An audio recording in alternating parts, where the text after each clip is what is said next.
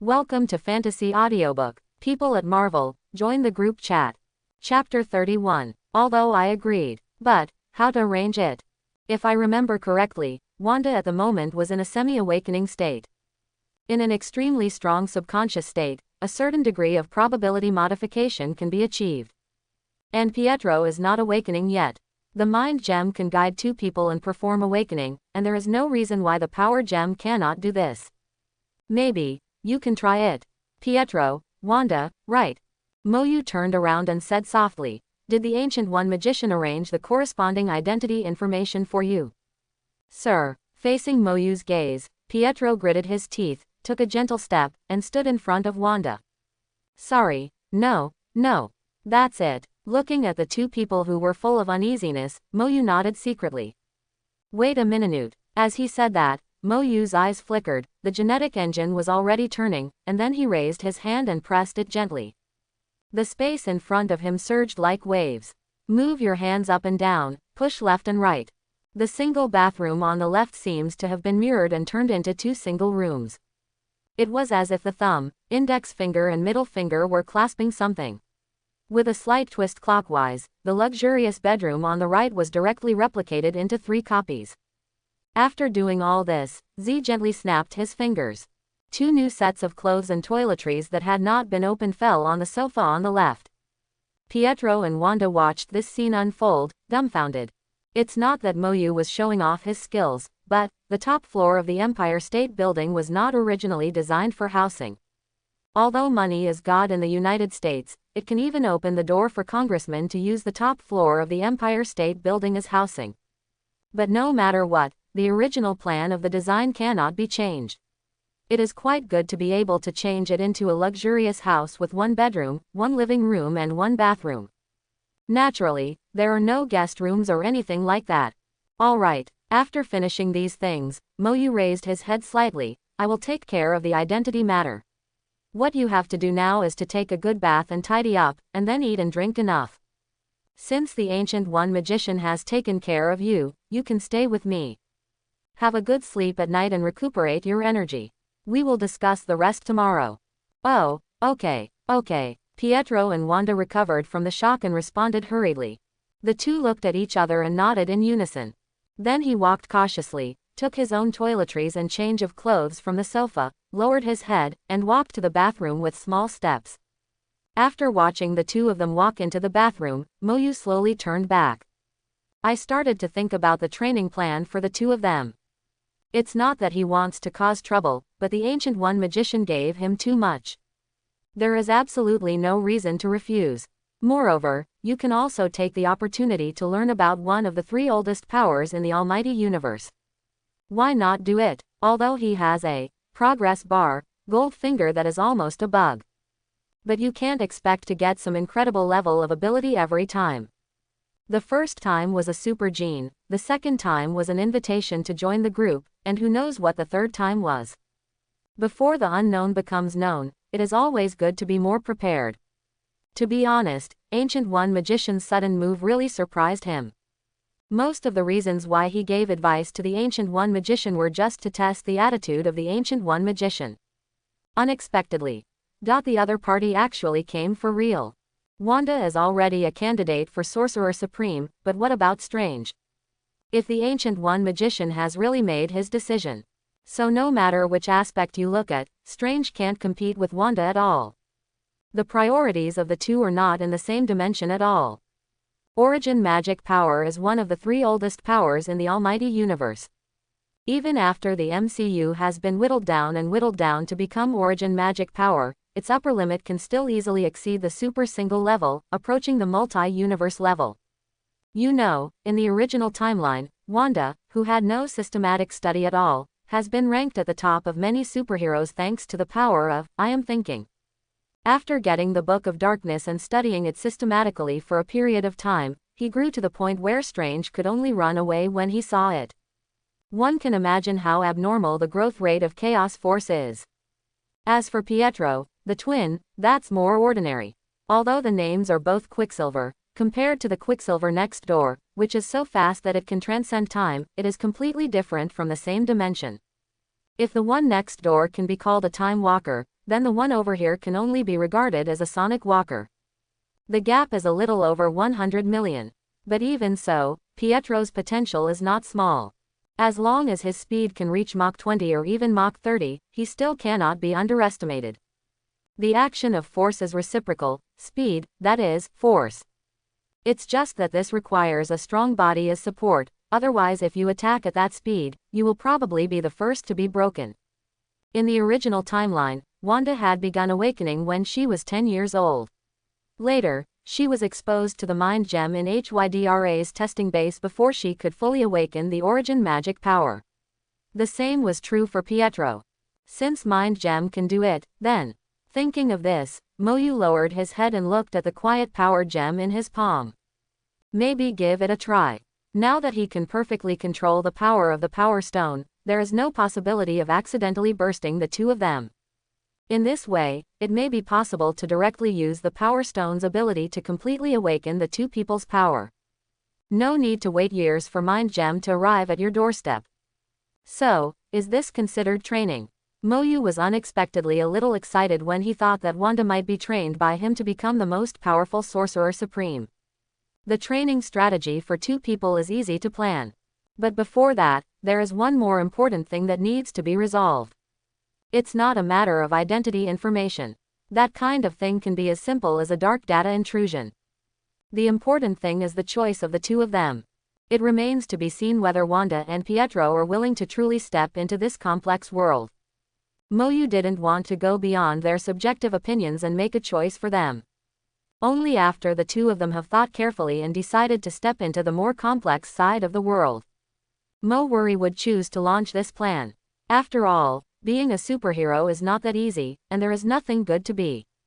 Jirillo v. Nightstand's mind rang. Xing, who had rested all afternoon, subconsciously raised his hand to turn off the alarm, then turned over and sat up from the bed. Is it time? Looking at the time on the alarm clock, Xing raised his hand and stretched. I don't know if Yuchi and Danheng are up yet. I hope everything goes well tonight. He stood up, straightened his clothes, and opened the door. March Chi, who was about to knock on the door with his hand raised, suddenly came into view. Hey, I'm up. Looking at Xing who had already risen, March Chi raised his smile and waved his hand. How was your rest? Not bad. Xing smiled and nodded. Is everyone ready? That's for sure. March 7th put his hands on his hips. Everyone from Daihuo has gathered on the first floor, but now there is bad news. Bad news. Hearing this, Xing was slightly startled. What bad news? Could it be that the silver-maned iron guards chased them to the lower area? Worse than this. March 7th sighed. I heard from Zaire that when everyone was resting in the afternoon to prepare for the battle, Bronya left a letter and ran back to the upper area. Here, take a look too. With that said, March 7th took out the letter from his pocket and handed it to Xing. After carefully reading the letter in his hand, Xing was silent for a moment. It seems that the Star Corps incident has hit Bronya a bit hard. Although I understand, I really can't empathize with it. But is it really okay for Bronya to return to the upper area alone at this time? March. After putting away the letter, Xingqian said, let's go meet everyone. We have to leave quickly. She didn't expect this at all. Bronya goes back alone or something. Even though Cocolia is Bronya's adoptive mother, the Star Corps is an uncertain factor after all and is too dangerous. Once the Star Corps explodes again, it is difficult to imagine any major disaster. It seems everyone is thinking the same thing. March 7th quickly nodded. Then let's leave quickly. The sooner the Star Corps is sealed, the better. Everyone has the same goal, and the speed of assembly is also very fast. After everyone is present, quickly return to the upper city through the furnace core. It's finally here. What should we do first now? According to the letter left by Miss Bronya, our best choice at the moment is to contact the Landau siblings, well, Silva to be precise. Okay, Machine House, let's get going. Yongdong Ridge. Under the Star Corps restraint device. Cocolia and Bronya are establishing themselves here. The atmosphere was dull with a bit of dead silence. Bronya comes back to seek answers and the truth. And Cocolia, as Bronya wished, revealed everything that Belloberg had to face, leaving nothing behind. Including but not limited to. Even if the Star Corps is sealed, the created rift will not die, the frozen planet will not recover, the Earth's marrow resources are about to be exhausted, and the survival materials are only enough for the people of Belloberg to survive at most. The absolute truth of 3 months and so on. The many pieces of information that hit her face brought Branya only despair. Why is this happening? Branya covered her head and muttered to herself. Although I was mentally prepared before asking. But after hearing this from Cocolia, Branya was still shocked. The ever-expanding rift, endless monsters to kill, the depletion of Earth energy, and the shortage of survival materials. All the major elements that sustain Belloberg's survival are on the edge of a cliff. It's only a matter of time before he falls off the cliff and is doomed. And this time is only a few months, less than half a year.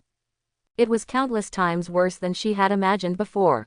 Looking at the shocked Branya, Cocolia raised her head slightly and said, "This is the desperate situation that Belloberg needs to face, and it is also the truth you want to understand. Branya, I had a glimpse of hell many years ago. The arrival of the pioneers was beyond Cocolia's expectations. But they do also bring new options. On one side is the new world promised by the Star Corps, and on the other side are the new possibilities brought by the pioneers." Cocolia also had hesitation, but she soon figured out that right and wrong had been put aside by her. Two possibilities, can you only choose one? Why can't it be both? Cocolia maintained its original judgment and looked forward to the new world promised by the Star Corps. But at the same time, she also pushed Branya to the side of the pioneers. Place new hope on Branya.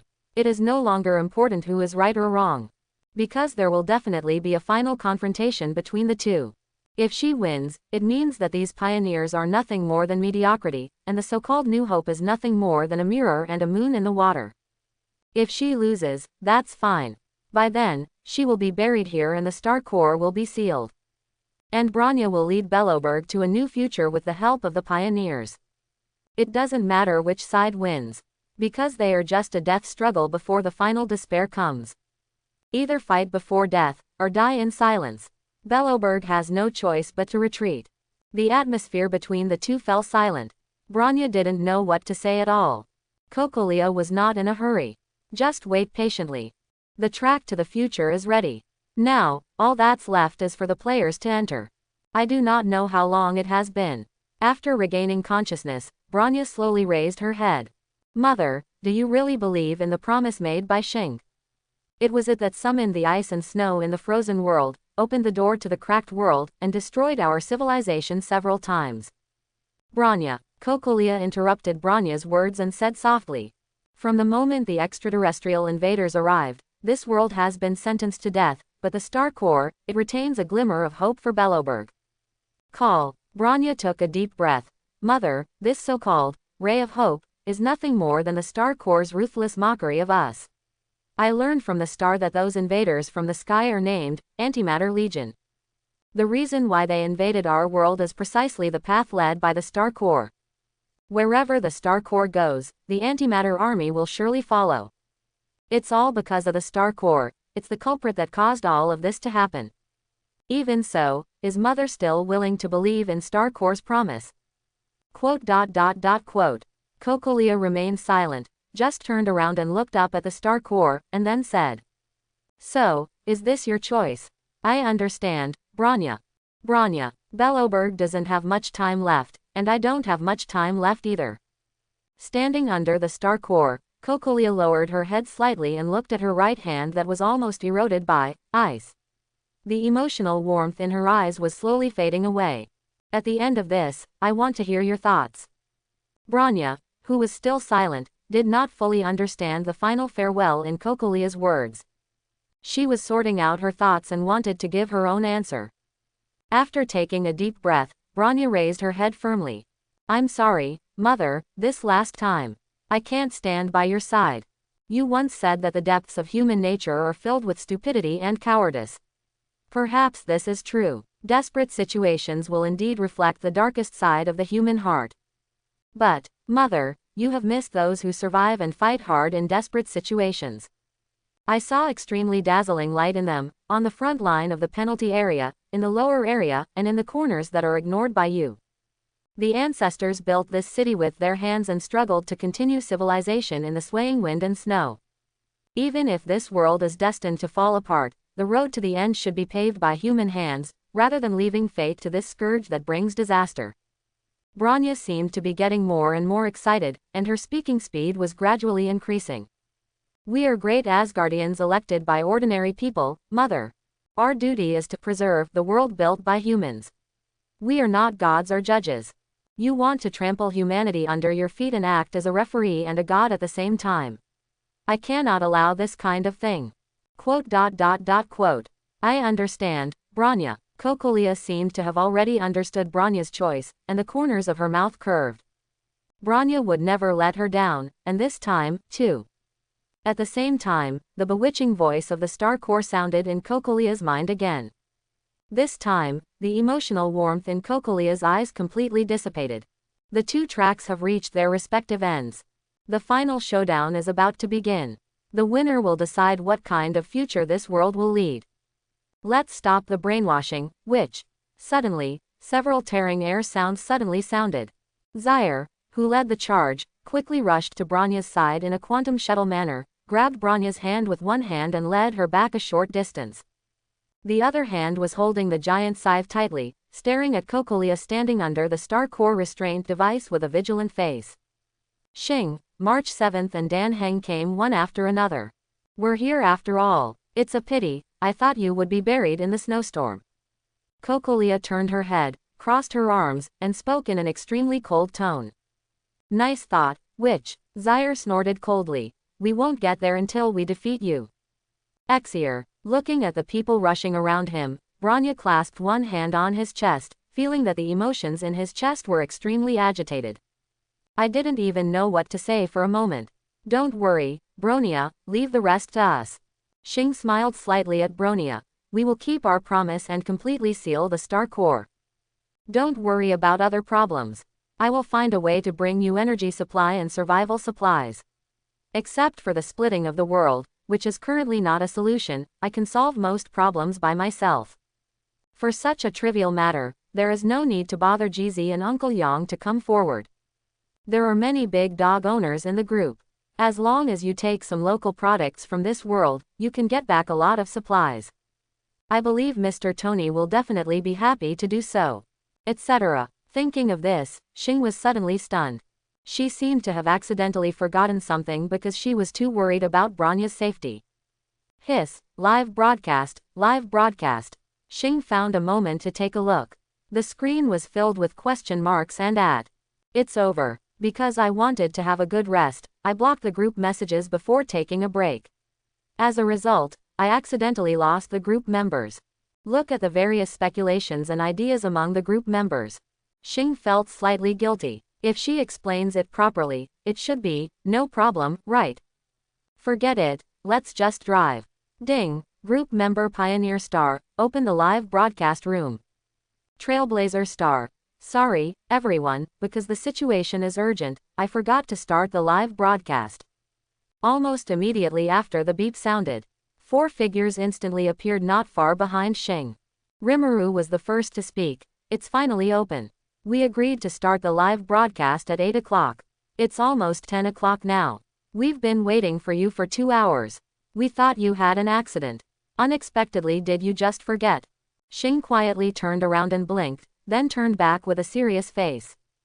Dan Heng, who had been paying attention to Xing, squinted his eyes and glanced at the empty area behind him from the corner of his eyes. Illusion. Then pretend nothing happened. The one holding the spear should be Dan Heng, right? He seemed to have glanced at us just now. Yingmei, who has a keen intuition, immediately noticed Dan Heng's tiny movements. He found us. Tony was slightly startled. That shouldn't be the case, right? No, Moyu said softly. I guess he has been paying attention to Xing's movements and discovered Xing's movements just now. It's similar to Paimon's reaction. Yingmei nodded understandingly. Rimuru complained softly. That's because you're being too obvious, right? Quote. Yingmei's eyes twitched, not intending to refute. Rimuru was right after all. But can you blame her? Who makes her heart tremble for a while every time what Moyu says? Why did Kong join the Abyss camp? Why was the rock god assassinated during the ceremony to invite immortals? She's done her best, right? Depending on the situation, a fight is about to begin. Rimuru touched his chin and said loudly, "Hey, Xing, I've prepared dozens of recovery medicines for you. The red envelope has been sent. Remember to accept it. Maybe it can help you later." Pioneer Star, "Thank you, I won't say any more. I need to concentrate on the battle. We will cheer for you."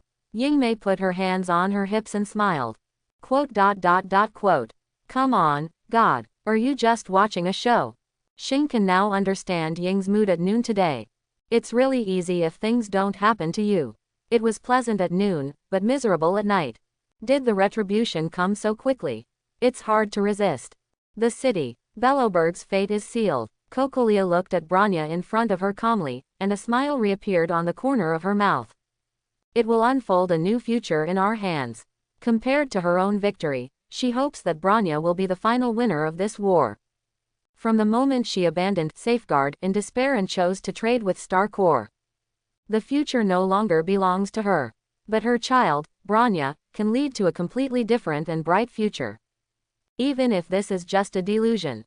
After shifting her gaze from Branya to Xing and the others, Cocolia's expression became extremely cold.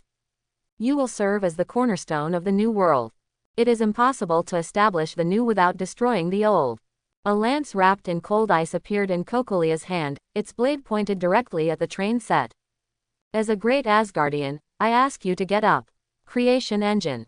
After Cocolia gave the order, the entire Yongdong Ridge shook violently. Under the cliff in the distance, something huge seemed to be getting up. After a violent roar, a mechanical hand covering most of the mountaintop rose from the bottom of Yongdong Ridge and suddenly swept towards the crowd, as if swatting flies. This is the ancient machine of the city builders, please be careful. Branya immediately issued a warning. Everyone who was already on alert stepped out of the attack range of the giant mechanical hand. When they stopped walking, everyone looked back. The owner of the giant mechanical hand was slowly revealed in front of everyone. The towering Yongdong Ridge can only reach half of the opponent's waist. One can imagine just how huge this behemoth is. So big, a robot 10,000 times bigger than Swaro. March 7th let out an incredible exclamation. Dan Heng just frowned. This thing is so big, how can I hit it? Xing's scalp also felt numb for a while. That body was taller than the mountain peak, and one slap could probably shatter the entire mountain top. How are these little carrots like them any different from flightless flies in front of this creation engine? Cocolia floated onto the shoulders of the creation engine and controlled the creation engine to crush the Star Core restraint device. The restrained Star Core was liberated and fell into the hands of Cocolia. Holding the Star Core in one hand and the lance in the other, Cocolia ordered again. Engine, crush them. After receiving the latest instructions, the creation engine's eyes flashed red, and a beam of light more than 10 meters thick swept towards everyone. Without hesitation, everyone dodged the attacks from the creation engine as quickly as possible. If you were hit by an attack of that magnitude, it would definitely not end well. However, the attacks they have to face are not just from the creation engine. At the same time that the Star Core was liberated, the antimatter army that had previously been frozen on the Yongdong Ridge was also unsealed. After discovering the existence of the Breath of Life, countless antimatter legions swarmed in and launched an attack. Monsters from the cracked world also appeared one after another, joining the battle group immediately under the control of Star Corps. As soon as the battle began, the train crew was trapped in a predicament surrounded by a group of monsters. It feels like we can't finish it no matter how hard we fight. Xing, Dan Heng, we have to think of a way quickly. March Chi, who was holding the bow and arrow, felt that his hands were almost stiff. However, the surging monsters and antimatter legions continued in an endless stream. This big guy must be stopped. He killed a virtual pawn with his giant scythe, and then used quantum shuttle to dodge the light that was chasing after him from the creation engine. Zaire's face was full of anxiety. Just dealing with these endless void pawns and cracking monsters is already troublesome. What's even more disgusting is that from time to time, this creation engine acts as a wave of villains under the command of Cocolia, launching surprise attacks. If everyone hadn't reacted quickly enough, someone might have been injured. The situation seems to be a complete disadvantage. In this case, self-protection is a big problem, let alone rushing to defeat Cocolia. Catch the thief first, capture the king. Dan Heng raised his head and glanced at Cocolia, who was standing on the shoulders of the creation engine. Only by marching straight in to defeat Cocolia and sealing the star core can we break the current situation. I go. Xing immediately took over the words and rushed straight to the creation engine. Everyone cover me. Good. Everyone nodded unanimously. On the other side, I'm totally stuck in a fierce battle. Rimuru, who was watching, scratched his head. It would be great if we could take action. Tisk, I feel a little unhappy when I see my friends in trouble but can't help. When will this group become smarter? Quote. Tony next to him touched his chin. In this case, even if I put on Mark III and join the battle, I'm afraid it won't have much effect, right? It's okay to clear the monsters, but when faced with that kind of behemoth, Mark III seems to be just a small toy. Hiss, speaking of which, do you want to try to build a giant battle armor yourself? Well, include it in the plan and think about it carefully when you go back. Don't worry. Moyu shook his head without any worries. Whether it is Xing, March 7th, or Dan Heng, they are not as fragile as everyone thinks. They all have backup hidden powers, and there are 2 elders in the sky who are raiding the formation. We don't need to worry at all, right? Even if the hidden power is not used, the creation engine, Cocolia and the star core are not enough. And there are Lao Yang and GZ watching in the sky. How many shots do you think Jizzy's rail gun needs to deal with a living target like the creation engine? What's more, Lao Yang is still sure of escaping unharmed from the envoy's men. In addition, although the past of March 7th is temporarily unknown, Dan Heng's existence is enough to face most of the problems. You're really in a hurry. Dan Heng opens the big channel and talks to you directly. Can't these things in front of you be handled with one hand? One of the 5 heroes on the cloud, the Vidyadhara Dragon Lord, the Catastrophe Vanguard is not easy to use even when it comes. Compared with the battle between heroes in Shenzhou Luofu in the future, this can only be regarded as a small scene. So, Uncle Yang and GZ mentioned by Xing are currently observing in the sky. Yingmei raised her head slightly and looked towards the sky. The next moment, a red beam of light fell from the sky, instantly piercing through the creation engine's left arm that had just been raised to launch an attack. Wow, is this a railgun? Rimuru's eyes lit up. I feel very strong and handsome. Is it strong? Moyu glanced at Rimuru. Why do I feel like your black lightning is not as effective as it is? Forehead. Rimuru scratched his head awkwardly. These are 2 different things. Although the power of this rail gun, it really doesn't look as good as black lightning. With the help of everyone, Xing finally broke through the siege and rushed to the platform where Cocolia was located along the mechanical arm that was paralyzed by Jizzy's rail gun shot. Come yet. Seeing Xing break through the siege, Cocolia did not stop him at all and allowed Xing to break through the siege and come to him. Facing the star in front of her, Cocolia just looked down at the star core and whispered. Then, as a witness, come and witness the power of it. Before Xing could react, Cocolia pinched Xing's core and stuffed it into her chest. Staring at this scene, Xing Zhen was stunned. Cocolia's operation of inserting the star core into her body inexplicably reminded her of herself. Wasn't she also stuffed into the chest by Kafka with a star core? The moment the star core entered the body, the violent power belonging to the star core merged with Cocolia. Ice covered Cocolia's lower limbs, and her upper body transformed into a flowing starry sky. The whole body was embellished with a little ice and ice patterns. There was a crown carved from ice on her head, and the snow-white and ice-blue gradients flew in the cold wind, dancing freely in the middle. Although it still looks humanoid on the outside, it is no longer human at all on the inside. Feeling the pressure coming from Cocolia, Star took a deep breath. She didn't know if she could beat him, but she had to. He clenched the stick in his hand, raised his foot and stepped hard, launching a charge towards Cocolia. Ignorance. The cold words sounded, and the demonized Cocolia raised her hand, and the sharp ice in the sky condensed instantly, overwhelming the sky and rushing towards the stars crazily. Faced with this extremely dense coverage, Xingye could only wave the stick in his hand and try to dodge while breaking some of the ice. But as the number of Bingling's attacks increased, the air conditioning on the platform became stronger and stronger. Just relying on the power of fate is no longer enough to resist this extremely cold atmosphere. Xing's pace gradually became a little sluggish, and the bat that was constantly breaking ice was gradually covered with ice, making it more difficult to swing. Instead of getting closer, the distance between her and Cocolia grew further and further away. Human beings are always weak and stupid, and always underestimate their own capabilities. The stars that were constantly being pushed back in front of him made Cocolia's remaining hopes dashed. The possibilities brought by this group of pioneers from outside the world are completely insufficient to support Belloberg's future. How can such a weak force compete with the Star Corps? How can we bring a new future to Belloberg? The hope placed on Bronya was shattered. In the end, can we still only place our hope in the new world promised by Star Corps? How ridiculous. Looking at Xing, who was cornered, Cocolia raised her hand again.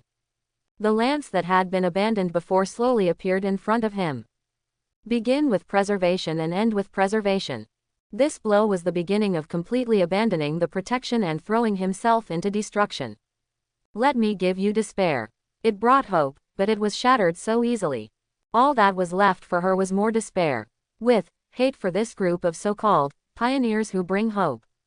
Cocolia threw this lance, which symbolized the will to protect and the authority of the great Asgardian. Take this as a farewell.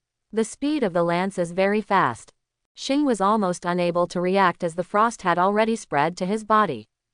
The tip of the spear, wrapped in ice, had pierced through her chest in an instant. Her consciousness dissipated so quickly that Xing didn't even have time to use the recovery medicine Rimuru specially gave her, and her eyes were already in darkness. After the kinetic energy of the lance penetrated Xing's body, she fell from the creation engine with her body. Seeing this scene, the people who were still fighting below widened their eyes and exclaimed in disbelief. Star, the other end. In order not to disturb Xing's attention, he was among the people watching the battle from a distance. Except for Mo Yu, everyone's eyes widened in unison. But before everyone could react from this incredible scene, the scene in front of him changed suddenly. The ice-covered Yongdong Ridge, the huge amounts of creation engine, and the people fighting all disappeared. Instead, there was an unfamiliar starry sky. What just happened? Neither Rimuru nor Tony and Ying were confused about this situation. Look ahead, Mo Yu said softly. Don't forget that this is a live broadcast room, Xing's live broadcast room. All the projections we see are from the absolute perspective of Xing. Xing is now in a state of near death, so it's not difficult to determine what caused the scene I saw right now. Quote. Everyone raised their heads and looked forward, and Xing's figure was clearly visible. Sure enough, Yingmei came back to her senses immediately. So we are seeing all this from the perspective of the star's consciousness now. Can you still see images in people's subconscious? There is something about this live broadcast room. The human subconscious is a very magical thing. In a short moment on the outside, a whole life can be reviewed from beginning to end in the subconscious mind. The time span is called a long one. Is everyone here too? At the moment Xing also noticed the people behind him, and his face was also a little confused. Did I remember that I was penetrated by Cocolia's lance? Where is this place? Am I dead, or not? With a lance pierced through the chest, no matter how you think about it, you are dead, right? But if he died, what would happen now? Not dead, or not completely dead. Moreover, this place always feels familiar. Oh, I remembered it. It seemed that this was where I saw Nanook, the star god of destruction, when I faced the Doomsday Beast last time. Who are you going to see this time? Xing, didn't you use the recovery medicine I gave you? Rimuru asked with some confusion. With the effect of the recovery medicine, as long as Xing didn't die suddenly and his body was destroyed, no matter how serious the injury was, he would recover instantly. Could it be that because the world is different, his recovery medicine is useless? Faced with Rimuru's question, Hoshi scratched his head in embarrassment. Sorry, my consciousness dissipated too quickly and I didn't have time to use it. Quote. Hearing this, Rimuru could only sigh helplessly. If the injured person loses consciousness in an instant, there is really nothing that can be done. This was a reminder to him that he had to find a way to prevent it. What happens now? Tony looked at everything around him curiously and speculated seriously. According to known routines, in this state, you, theoretically should be about to explode or cheat, right? Hearing this, Xingzhen was stunned. Subconsciously, he turned his head and looked at the center of the starry sky in the distance, which was emitting rich light. Quote. Explosive seed, cheating or something. Xing is naturally relatively familiar.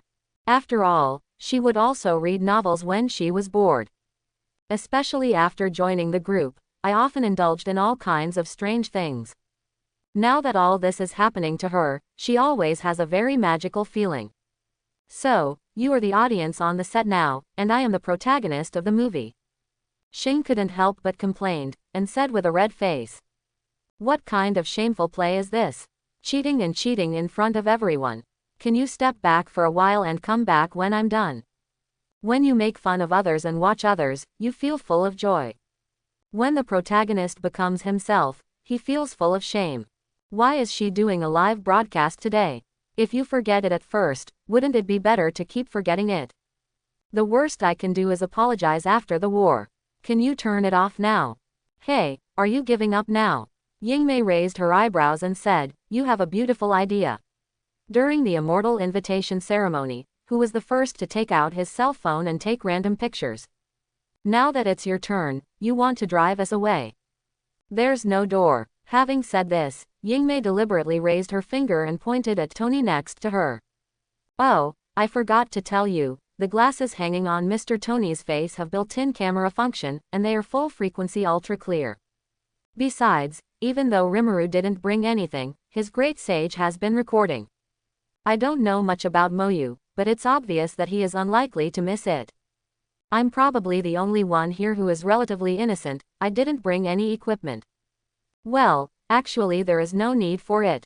Anyway, just ask Tony or Rimuru for one when the time comes. Yeah, Tony and Rimuru looked at each other, with smiles on their faces. At the same time, he raised his hand in a victory gesture. Hiss. Xing took a breath of cold air, then decisively turned his head, out of sight. He said self-deprecatingly, okay, I don't care if you are cruel, just watch it, it's up to you. Anyway, as long as I'm not embarrassed, I won't be the one who is embarrassed. Even so, she remembered this grudge. Write it down in a notebook, and wait for me next time you have a live broadcast. Taking a deep breath, I suppressed the unnecessary thoughts and the shame that kept pouring out of my heart. Xing stepped forward, heading towards the vague guidance, and embarked on the road to the starry sky. Her battle is not over yet. The promise to Branya has not been completed yet, so we cannot stop here. The four of them had their own thoughts, but they also became quiet and waited silently behind. Watching the stars pass through the afterimages of the past, heading towards that ray of light. Seeing Xing roaring, he pulled out the amber lance burning with red flames. Even if it's just a projection, an inexplicable feeling rippled in the hearts of the four of them involuntarily. That seems to be the will called preservation. At the same time that Xing pulled out the amber, a majestic figure flashed in everyone's minds. Even if you have never seen it, the name of that existence appeared in everyone's minds invariably. Star God Custodian Clipper. In a daze, everyone had returned to the ice-covered Yongdong Ridge. After recovering from the shock, Tony pushed up his glasses involuntarily and murmured. So, is this the Star God? Yeah, Rimuru nodded silently, probably so. Quote. Ying remained silent and did not speak. In this silent atmosphere, Moyu just looked down at the palm of his right hand. If he wasn't delusional, just now, when I caught a glimpse of the guardian star god creeper, the power stone seemed to beat briefly. This feeling is like meeting a strong person who wants to fight with him. Excited, fanatical, and a little ready to move. Are you responding to my emotions? Single quote. I didn't expect you to be quite militant. Single quote. Gently clenching his right hand, Moyu looked at Xing holding amber. It's a pity that infinite gems will become an ordinary gem with no power after leaving the home universe. Otherwise, maybe he can still let this power gem that is willing to respond to his emotions try its best to fight. However, if there is a chance, I will let you be a witness. Single quote. Star God is very strong. If he didn't have the blessing of the power gem now, he wouldn't even be qualified to fight against him. But that doesn't discourage him. Only when you have goals can you be motivated, right? The other side. Looking at the star that had resurrected from the dead and rekindled the amber, Cocolia was stunned. This is impossible. When will the will to protect have the ability to bring people back to life? Quote. Xing said he didn't want to answer, but slowly raised Amber. She can't tell Cocolia that she is the protagonist, so it's normal to explode on the spot, cheat, or even come back from the dead, right? How can you have the nerve to say this? Xing is fine, that's great. Seeing that Xing was safe and sound, he even gained Amber's approval and gained control of the creation engine. March Qi and Dan Heng could not help but breathe a sigh of relief. Xie and Branya were even more overjoyed. The battle continues. The four of them are still responsible for cleaning up the miscellaneous soldiers. The mission of defeating Cocolia was still placed on Xing. This time, I'm going to win. Single quote. Star clenches the amber in her hand. The power to protect her destiny and the power to destroy her destiny are working together. At this moment, she was far more powerful than before. He would never lose to Cocolia so easily as before. It's just a death struggle. Facing the star showing a new attitude, Cocolia repeated her old tricks, and ice fell from the sky like rain. I won't let you succeed. Looking at the same move that had made her extremely embarrassed before. Xing just raised the amber in his hand, and the blazing firelight instantly enveloped his whole body. Indestructible, invisible barriers rose up, completely blocking the ice in the sky. Not only did the icy ice in the sky fail to hurt Xing at all, but it also couldn't even force him to take a step back. Ignorance. Seeing that the attack was ineffective, Cocolia raised her hand again without haste. The extremely cold air condensed quickly. Several winter branches suddenly rose from the ground, and the impact of the deep cold suddenly spread. Facing this round of attacks, Xing just raised his head slightly and turned the amber in his hand. Cocolia only felt a darkness above her head. The right palm of the creation engine, which had regained control, clenched its fist at some point and smashed it straight towards Cocolia. The attack is close at hand. Defense seems to be too late. Cocolia only had time to raise her hand and wave upward, and the newly condensed winter fist rose into the sky and crashed into the huge iron fist that kept falling. Boom! Winter's vine collides with the engine of creation. A loud noise suddenly spread. The entire Yangdong Ridge seemed to be shaken by this powerful impact. The right arm of the creation engine was knocked back by the shock, and the condensed winter energy in Cocolia also shattered. This round of confrontation between the two was evenly matched. Cocolia, who blocked the attack from the creation engine, turned her head. A flash of fire suddenly lit up in front of his eyes. Star, whose whole body was wrapped in red flames, already raised his lance high and suddenly thrust it towards the ground. Flame spear, burn it all. The blazing flames melted the ice and snow and scorched the earth. Fire like lava rose from the earth and instantly enveloped Cocolia. Ignorance. The extremely high temperature flames caused Cocolia to fight back immediately. The cold air surged again, the air pressure dropped rapidly, and the cold wind mixed with ice and snow suddenly raged, extinguishing the flames that had already formed an encirclement. When the flames dissipated, Cocolia took a closer look and saw that there was still a star in front of her. Where are you looking? A cold shout came from above his head. The star that had leapt high into the sky at some point was swooping down holding on to the burning amber. The tip of the spear was already approaching, and Cocolia could even clearly feel the heat of the flame pavement.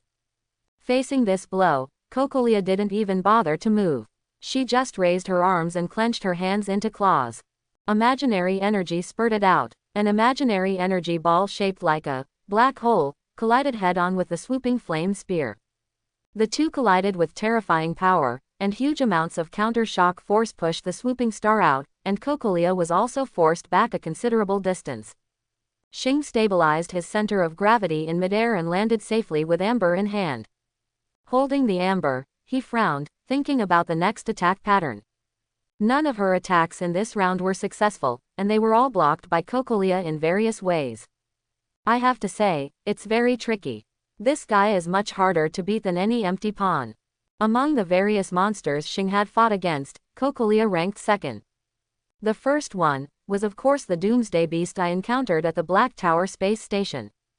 The farce ends here. Looking coldly at the stars in the distance, the power of the star core was mobilized again, and extremely huge imaginary energy began to gather. The power of the star core is with me, you, or just the dying struggle before the collapse of the old world. Forged with my own hands, a great new world. With the blessing of the star core power, the imaginary energy gradually gathers into the entity. Under the gaze of the star, an imaginary meteorite, covered with sharp spikes gathered and took shape in the sky. This is the salvation of Dawn. Kokolia's right hand suddenly waved. The imaginary meteorite crashed down at great speed with huge kinetic energy. The attack range of this meteorite is extremely large. If you let it fall, not only you but everyone will be affected. Oops, we have to stop her. Seeing this scene, March 71, who was fighting hard, gritted his teeth, pointed the bow and arrow in his hand at Kokolia and shot an ice arrow in an attempt to interrupt Kokolia's charge. But unfortunately, before the sharp arrow could get close, it was crushed by the imaginary energy fluctuations surrounding Kokolia. Not even an inch of success has been accomplished. Almighty Dan Heng, please think of a way. Seeing that his attack had no effect, March 7 suddenly became anxious and looked at Dan Heng involuntarily. Quote. Looking at the meteorites that had gathered above his head, Dan Heng also frowned slightly. I'm thinking about whether I should not let it go so big and take it a little more seriously. At least, this imaginary meteorite must be defeated. Although I really don't want to use my hidden power, when everyone is in danger, they don't seem to care so much. Just when Dan Heng was about to throw a shot that was enough to defeat the imaginary meteorite, Xing raised the amber lance in his hand and closed his eyes. Feeling the increasingly thick aura on Xing's body, Dan Heng immediately gave up the idea of throwing this shot. The strategy to break the situation is already there.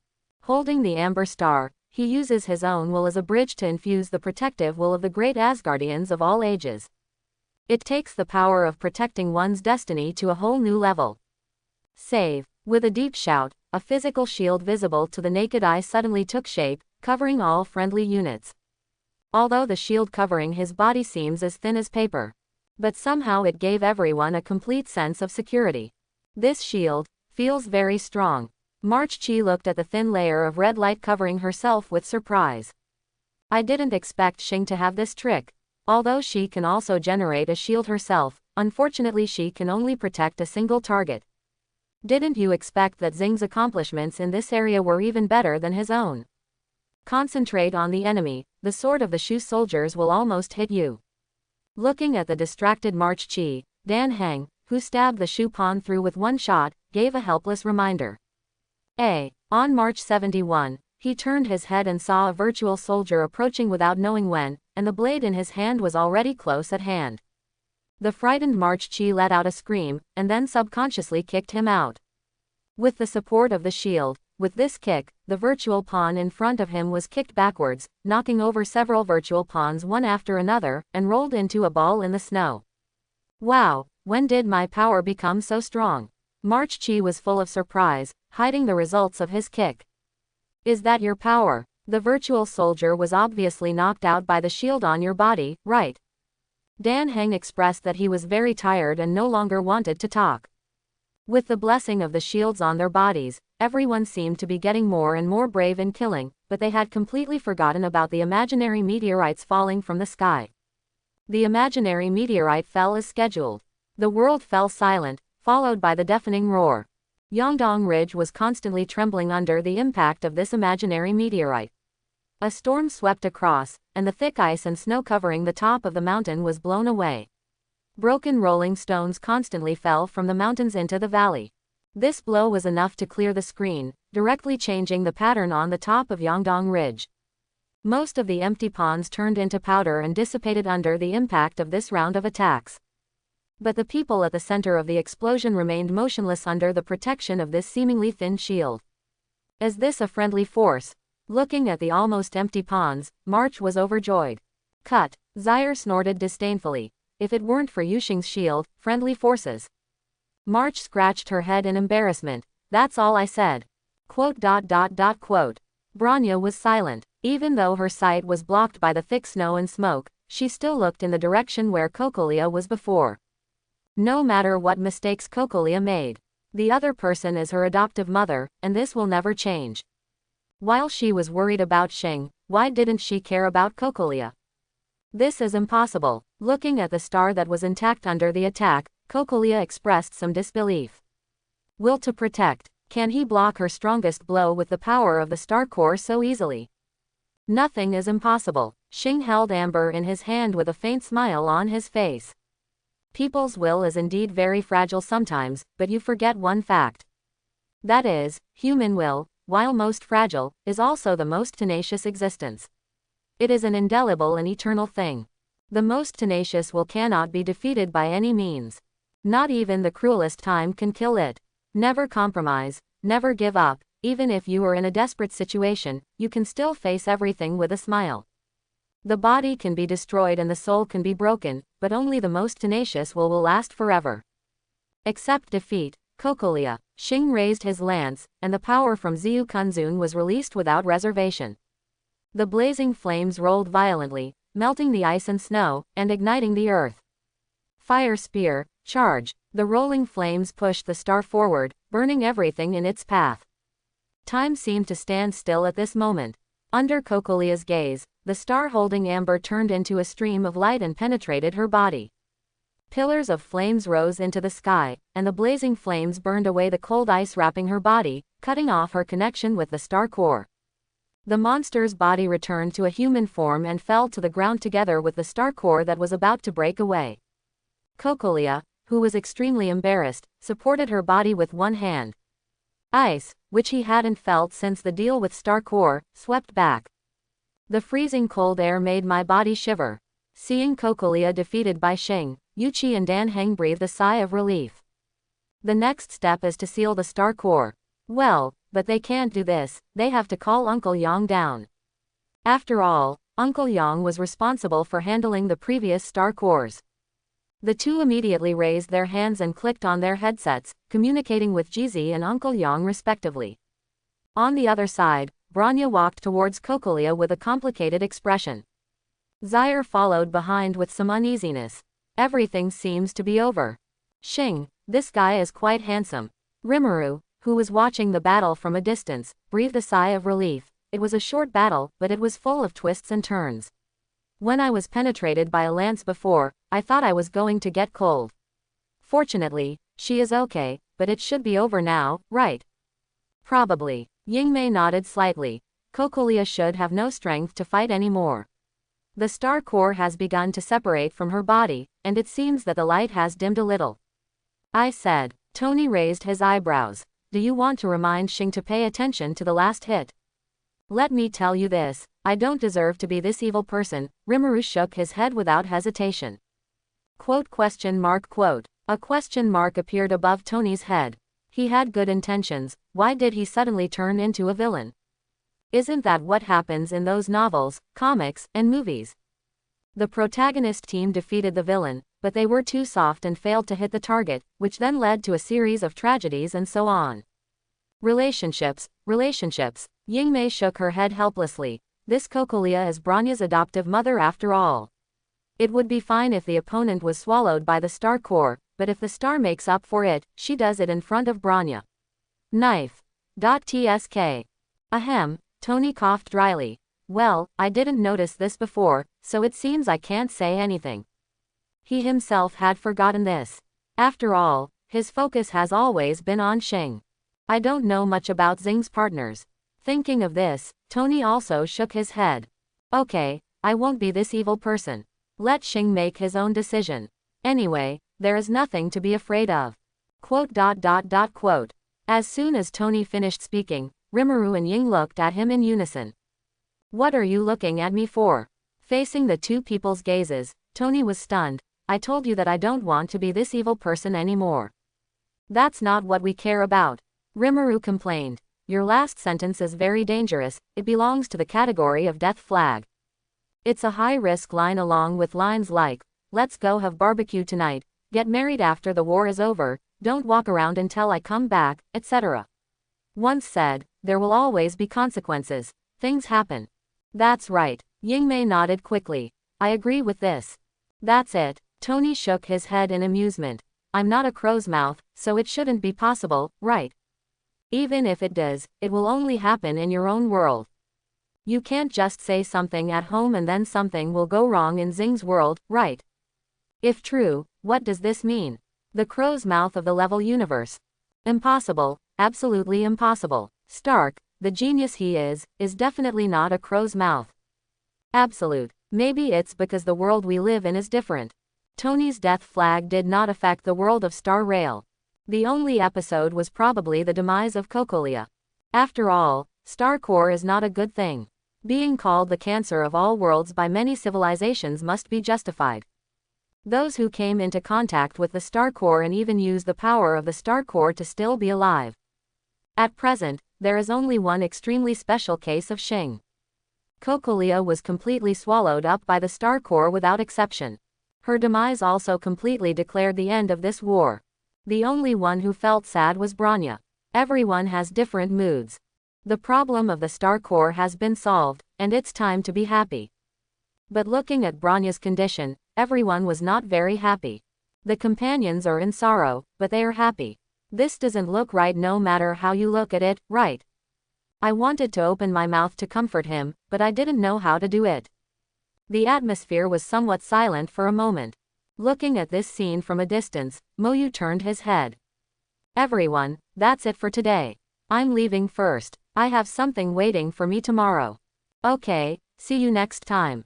Rimuru waved. Chat in the group. Yingmei also nodded. What do you want tomorrow? Tony was stunned. Didn't you agree that I would go to your house tomorrow? Are you going out? After listening to Tony's words, Moyu suddenly frowned and said with a strange expression. Well, Tony, you'd better not come to my house tomorrow, otherwise you might get beaten up and your life might even be in danger.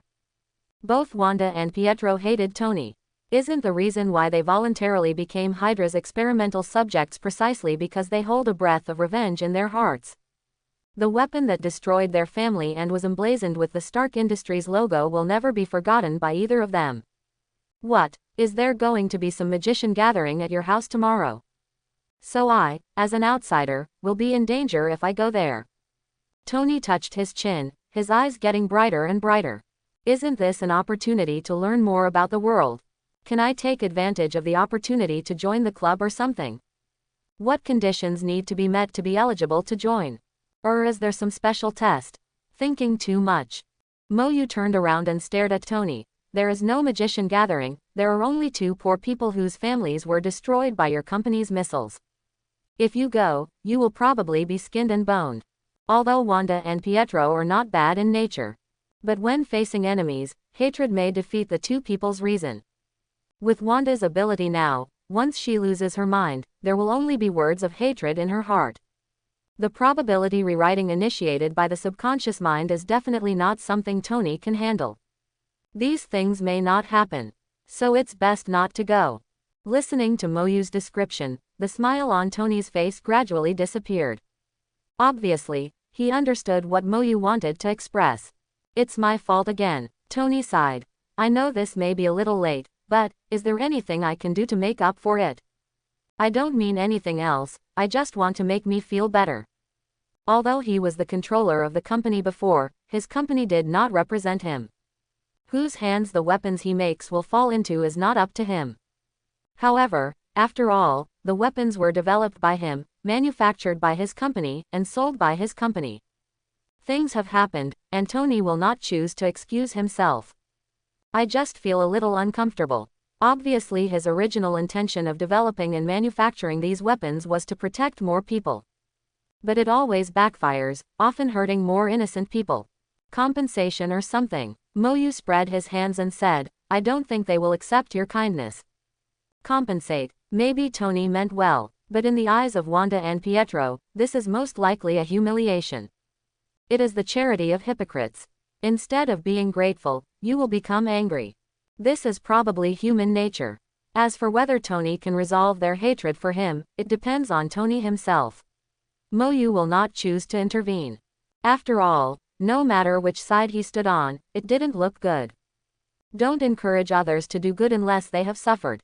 He hates those guys who stand on the highest moral level and point fingers with an arrogant attitude, and he doesn't want to be that kind of person. When he meets that kind of person, he prefers to use his hands rather than his mouth. Is there a need for debate? Just kill him and that's it. As for whether he will be misunderstood, whether he will be punished, etc., do you think he seems to care? He has his own code of conduct. If they are friends, then entertain them with good wine and meat. If they are enemies, then kill them all without leaving any further trouble. Whether it's the Holy Mother or the devil, it all depends on your mood. So simple and clear. Okay. Tony nodded with a dark expression. Then it seems I'd better not go now, so as not to irritate them later. Why don't you come to my villa when you are free? Quote. Moyu thought for a moment and then nodded. Okay, let's do it tomorrow night. It just so happens that there is nothing to do tomorrow night. I also need your help with something. There was something he needed Tony's bright mind for. The super gene of fighting gods and Buddhas can arm all theoretical knowledge and transform it into fighting instincts. This is the biggest advantage of this super gene. As the monkey said, I don't understand science and technology, but I can do it. Single quote. After getting this super gene, Moyu naturally also possessed this instinct. Therefore, as long as the theory is not wrong, Moyu can transform it into his own fighting instinct as quickly as possible. This is also his greatest asset in building a series of combat engines. Other aspects can be studied slowly, but on one aspect, Moyu is not even a beginner. That is, life technology and genetic technology. And it just so happens that Tony has unimaginable ability in this regard. Among his research results in life science and technology are technologies such as extremis, bionano, etc. Asking Tony for help was a very good choice, and more importantly, there was no one else who could help him. Maybe Haida and Ruan Mei in Star Iron World can do it, but Moyu has no friendship with them, and Star's face is probably not enough. Then I'd be very happy. Hearing that Moyu needed help from him, Tony immediately became happy. As long as I can, I will definitely help, but as a reward, you have to introduce me to this world that is familiar yet unfamiliar to me. Also, what do you like to eat and drink? I can't guarantee anything else, but the dinner will definitely be sumptuous. I'm not picky. Moyu nodded slightly. Just order whatever you want. Now even if he never eats or drinks, there will be no problem. But he didn't want to end his lust for words. See you tonight. See you tonight. As soon as the words fell, Moyu and Tony's figures disappeared at the same time. Looking at this scene, Rimuru sighed. It's great to be in the same world, and we can all hang out together soon. You just want to play. Yingmei smiled and said, okay, it's late enough. I have to run for a living tomorrow, so I'll get off first. With a foodie as big as Paimon, she hasn't overcome the financial crisis yet.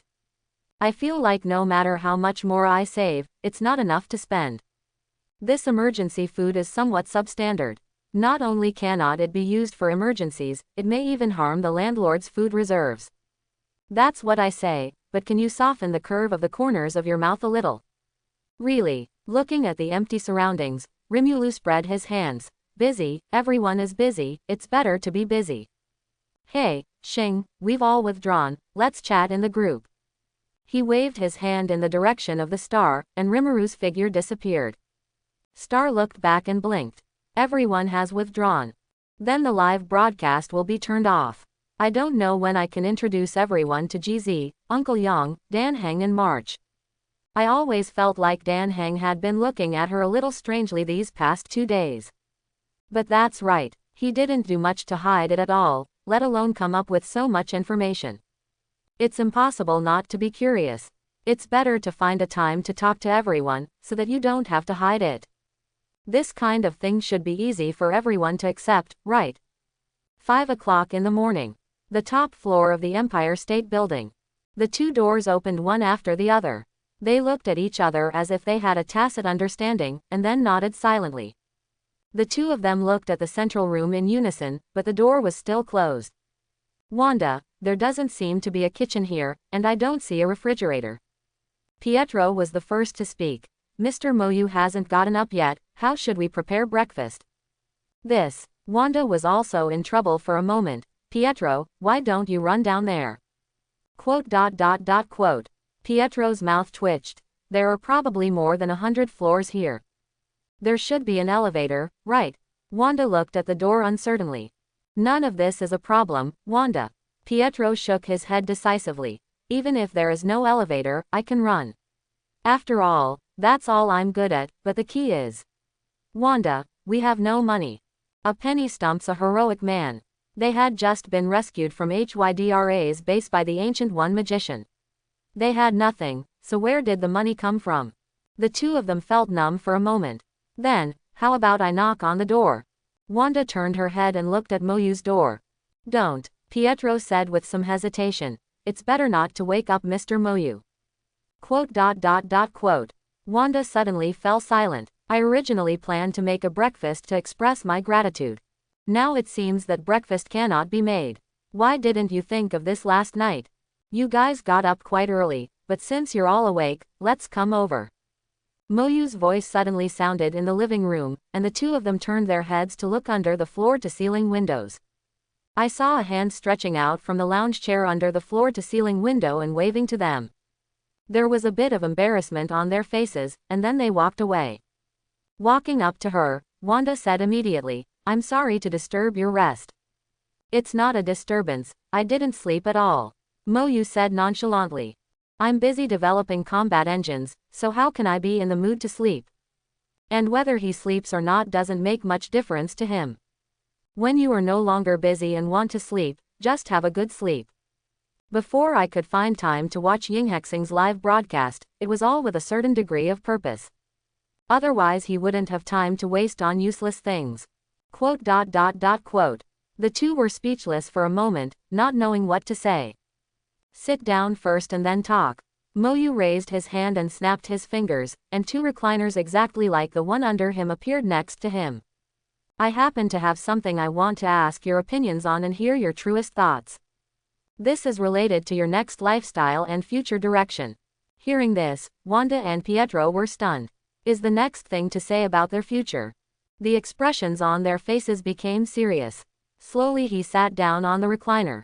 That, Pietro said a little uneasily. Mr. Moyu, may I ask, what questions do you need to ask us? They are now probably considered to be belonging to others, right? If their answers dissatisfy Mr. Moyu-san, what will be the result? First question. Moyu turned his head slightly. Did the Ancient One magician promise anything when he brought you out of the Hydra base? Promise. The two looked at each other and shook their heads. It seems that there is no promise. Didn't she say anything? This time it was Moyu's turn to be a little strange. If the Ancient One magician didn't say anything, why did these two people just run out of the Hydra test base with the Ancient One magician? From a common sense perspective, this doesn't make sense.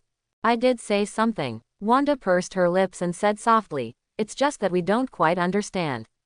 They say that we are the key point and can save the world from disasters.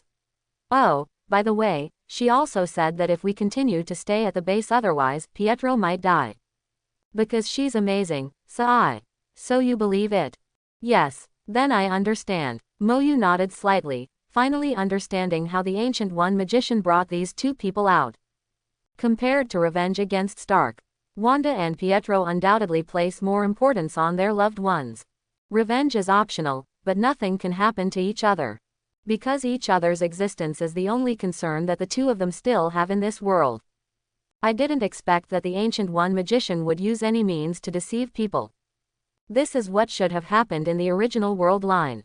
There is a question mark as to whether it will happen in this world line now. However, it does not rule out the possibility that in this world line, Pietro will die in various researches of Hydra. After all, Moyu will never let Mind Gem fall into the hands of others.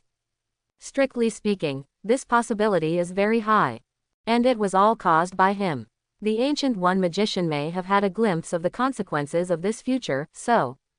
Blame me. Moyu touched his chin with a strange look on his face. Besides these, did Ancient One magician mention anything else? No more. Wanda and Pietro shook their heads in unison. That's it. Did the Ancient One magician not mention the Sorcerer Supreme candidate at all?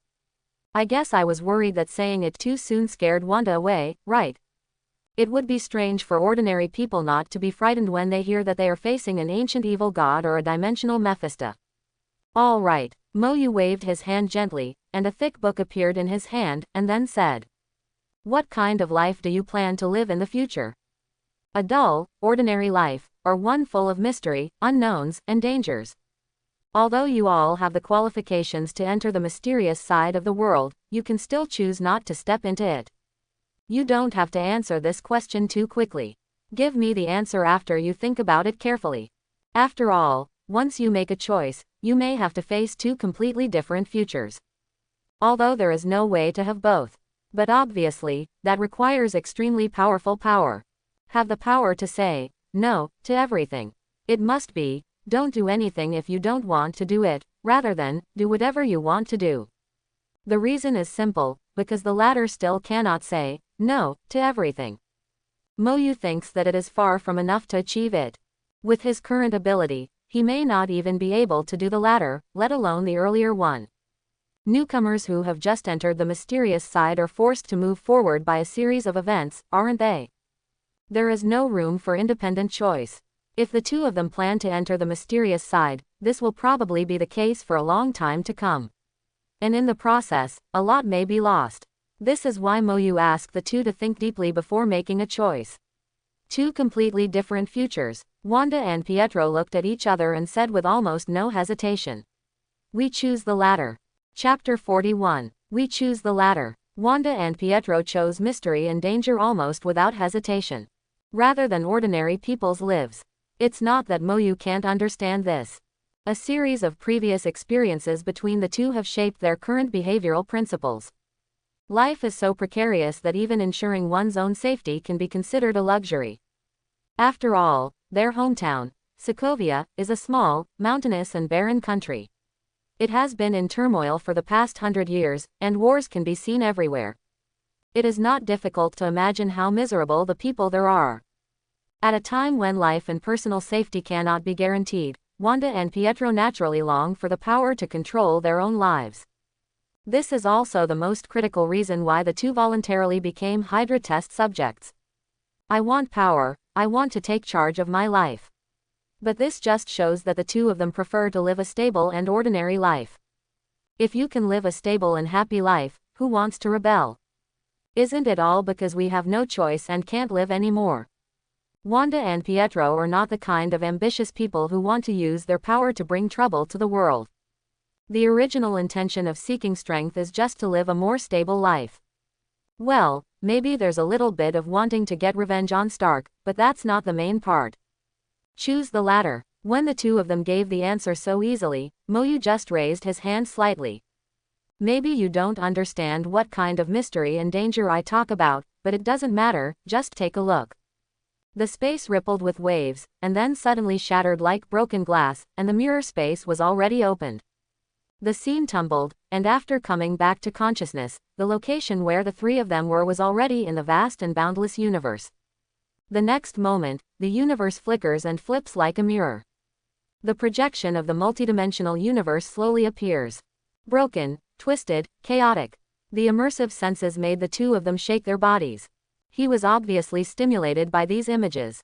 However, this is not over yet, these things can only be regarded as appetizers. As Moyu's thoughts turned, suddenly, a strange and terrifying evil god's shadow flickered in front of the two of them. Those are the various evil gods who were driven out of the cholera-ridden earth. In addition, terrifying projections also appeared, including but not limited to Hell Dimension Mephitis, Dream Dimension Nightmare, Dark Dimension Dormammu, Chaos Dimension Beholder, etc. Lords of various dimensions. The unparalleled terrifying impact caused their bodies to freeze. He was obviously very frightened. However, this frozen state did not last long. Maybe it was because the picture was too scary and it stimulated Wanda's nerves. The ability to modify probability was activated silently, causing all the projections in front of him to dissipate. The disappearance of the scene made the two people's tense nerves relax. Breathing heavily, more intense cold sweat appeared on his forehead. Seeing this, Moyu raised his hand and waved, the mirror space dispersed, and everything returned to normal. I have to say that the ability to modify probability is a bit abnormal. In just an instant, he bypassed the sovereign and directly settled all illusions and projections in the mirror space. If this ability works on him, although I can bear it, it will be a little uncomfortable. After all, he can only resist the rewriting of concepts below high level. The probability modification initiated by Wanda's subconscious is very close to the rewriting of high-level concepts. Seeing the two people's embarrassed looks, Moyu waved his hand again, and 2 bottles of mineral water fell directly into their arms. This small movement also made the 2 of them tremble. I almost threw the water out of my arms. Now do you know the level of danger I'm talking about? Moyu said softly. Drink some water and calm down before talking. Thank you, thank you. The 2 turned their heads away in embarrassment, quickly unscrewed the water bottle and took several sips. Although the materials used are a bit strong, Moyu thinks it might be better this way. Ancient One magician's method of boiling a frog in warm water always feels like something will happen. Isn't this how Strange was pushed to the position of Sorcerer Supreme by the Ancient One magician step by step? You know, he went to Kamar Taj just to heal his hands. The results of it. For this almost imposed responsibility, he couldn't even take care of his beloved woman. Even ended up attending Kristen's wedding to someone else. I have to say, it looks a little pitiful. Moyu is different from Ancient One magician. We will not use words such as destiny to guide, induce or force others to follow their own wishes towards a predetermined future. He will clarify the pros and cons at the beginning and then make the choice himself. You choose your own future. Once you make a choice, you will be solely responsible for whether it is good or bad. It's that simple. It has to be said that the so-called absolute point in time and sacred timeline are indeed a kind of cancer. The existence of these things makes the so-called future fixed. Is a future that is completely fixed still called the future? It's just a completely involuntary drama. His arrival and the appearance of Hecken undoubtedly broke these. But the Ancient One magician's style of doing things hasn't changed much. Wait until the mood calms down a bit. Wanda and Pietro couldn't help but re-examine the questions Moyu had given before. If stepping into the mysterious side means facing those terrifying things in the future, do they still have the courage to choose to step in? Compared with facing that kind of terrifying thing, the precarious life before seems to be acceptable.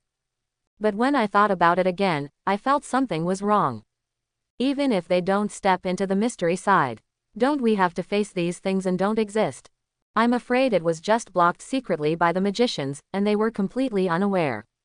This also means that the danger is always there, it's just a matter of whether they know it or not.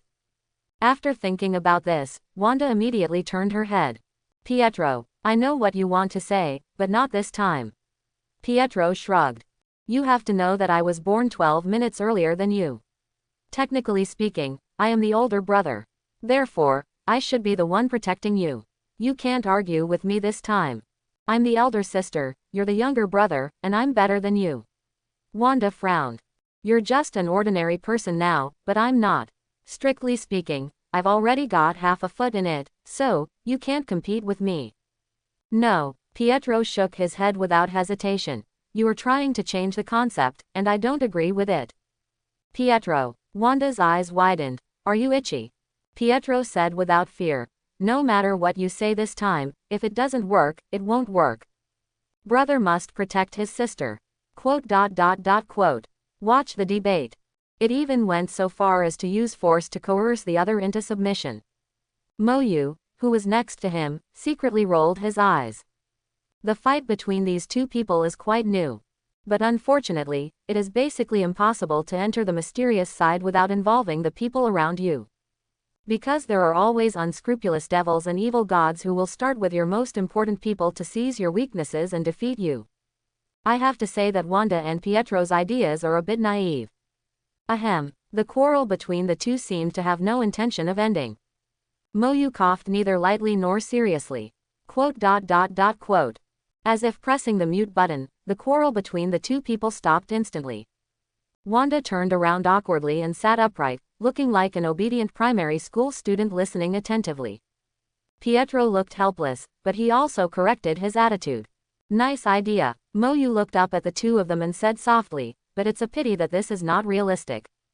Either we advance together or we retreat together. Advancing and retreating will only cause greater trouble, no matter which party it is. How come only you can think of such a good thing? Being criticized. Wanda lowered her head and twirled her fingers, feeling quite uneasy.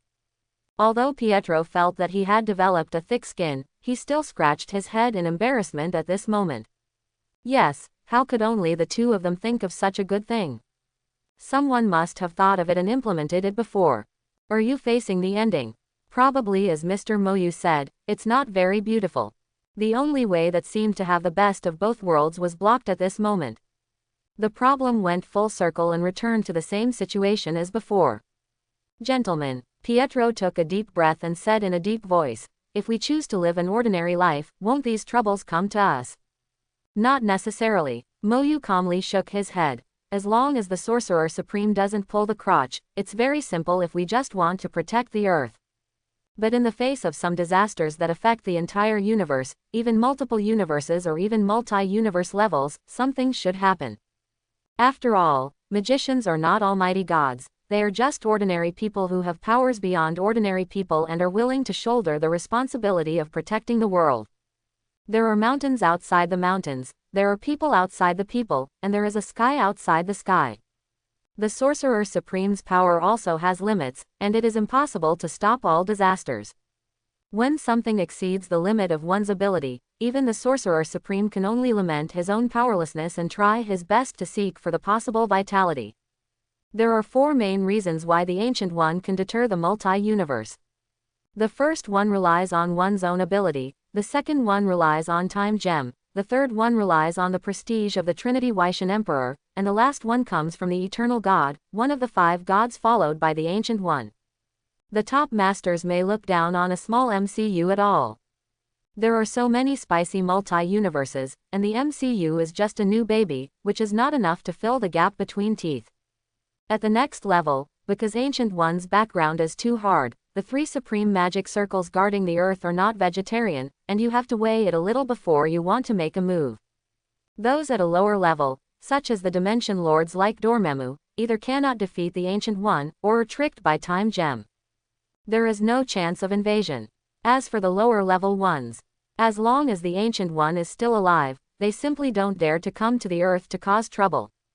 I was deeply afraid that I would be killed by the Ancient One accidentally. It is these various reasons that create the temporary peace of this world. Once word gets out that the Ancient One is stepping down as Sorcerer Supreme, all kinds of trouble will ensue. After all, the newly appointed Sorcerer Supreme's network of contacts is not as broad as that of the Ancient One. There is no backstage like Ancient One magician that is so hard that people don't even dare to mess around. Although it is not a sure thing, at least the probability of successful invasion is much higher than that of Ancient One. In short, in one sentence, the safety level of the Earth with the Ancient One and the Earth without the Ancient One is not the same. Listening to Moyu's explanation, the two fell into silence at first. Then Wanda suddenly raised her head. So, in the end, whether it is the mysterious world or the material world, there is no real safety. You can say that. Moyu smiled and nodded. After all, isn't the so-called Marvel Omniverse exactly this kind of mess? No trouble, no disaster, world peace. Have you drunk too much fake wine? That is absolutely impossible. Understood. Pietro took a deep breath. No matter whether we choose to step into the mysterious side or not, the danger still exists, but we don't have to face it for the time being, or more directly, we are kept in the dark. In that case, at this point, Pietro and Wanda looked at each other. We choose to enter a world of mystery. It's better to face your fear than not knowing what happened and dying in an unknown way. No matter how bad the outcome is. Although both Wanda and Pietro long for a stable and comfortable pastoral life. But obviously, this option is probably not an option. Now that you know so much, can you really pretend that you don't know anything? I'm afraid you won't be able to sleep well at night, right? I was afraid that one day I would fall asleep and be affected by AoE inexplicably, and then never wake up again. Rather than doing this, it would be better to face your fears head on. Anyone who dies early or dies late is going to die anyway. Why not just be easier? Confirmed. Sure, you won't change. To not fix. Okay. Moyu stood up slightly, raised his hand gently, and 2 sling rings and 2 introductory books fell directly into their arms. Although you two are not following the same path, the introductory course is still inevitable. After you have finished reading the book in your hand and are able to fully understand its contents and be able to open the portal with the assistance of the sling ring, we will move on to the next course. Oh, by the way, Pietro, you are different from Wanda, you will have one more course. Pietro, who was looking at the sling ring and the book in his hand, was slightly stunned. He raised his head cautiously and asked, "Well, what additional course will I take?" "Simple, if it were you, it could be done easily." "Easy." Pietro's eyes twitched, and an ominous premonition suddenly surged in his heart. "Can you give me some hints?" "Hint," Moyu said with a smile. "Isn't the Empire State Building at your feet beautiful? Then you just need to run back and forth every morning and evening, by climbing the stairs." Quote. Just let me die. Night, Coast Villa. Tony, who had been busy all afternoon, returned to his workbench. He lifted up his t-shirt and replaced the palladium element plate of the reactor.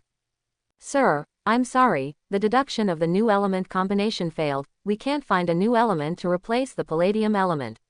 Single quote. "It doesn't matter. If you fail, just fail." Tony's expression was a little depressed, but he didn't see much anxiety. "Anyway, I still have many opportunities. It's just that the elements we discovered are not enough. I will find new elements that can be used." "Sir, this possibility is almost zero." Single quote. "Almost zero." Tony heard the sound and laughed. "Then you must underestimate me. Jarvis. I have made some very special friends. I like them very much. By the way, the data model I asked you to calculate last time has results. Yet. Sir, if you want to find new elements with this data model, IMHO, this is not realistic.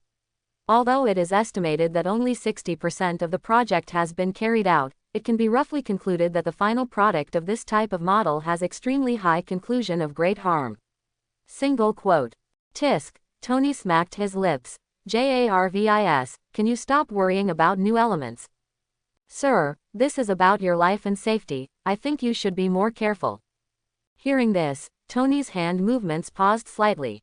With thousands of thoughts running through his mind, he gently raised his head to look at the computer screen in front of him and said with a smile, "Jarvis. I'm here, sir." Single quote. "How long do you think I can live without finding new elements to replace it? If Sir gives up using the Mark series armor."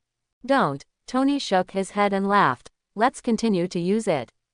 "I'm sorry, sir, according to the current rate of accumulation of toxins, you have less than 5 years left, and the last year will be very painful." Single quote.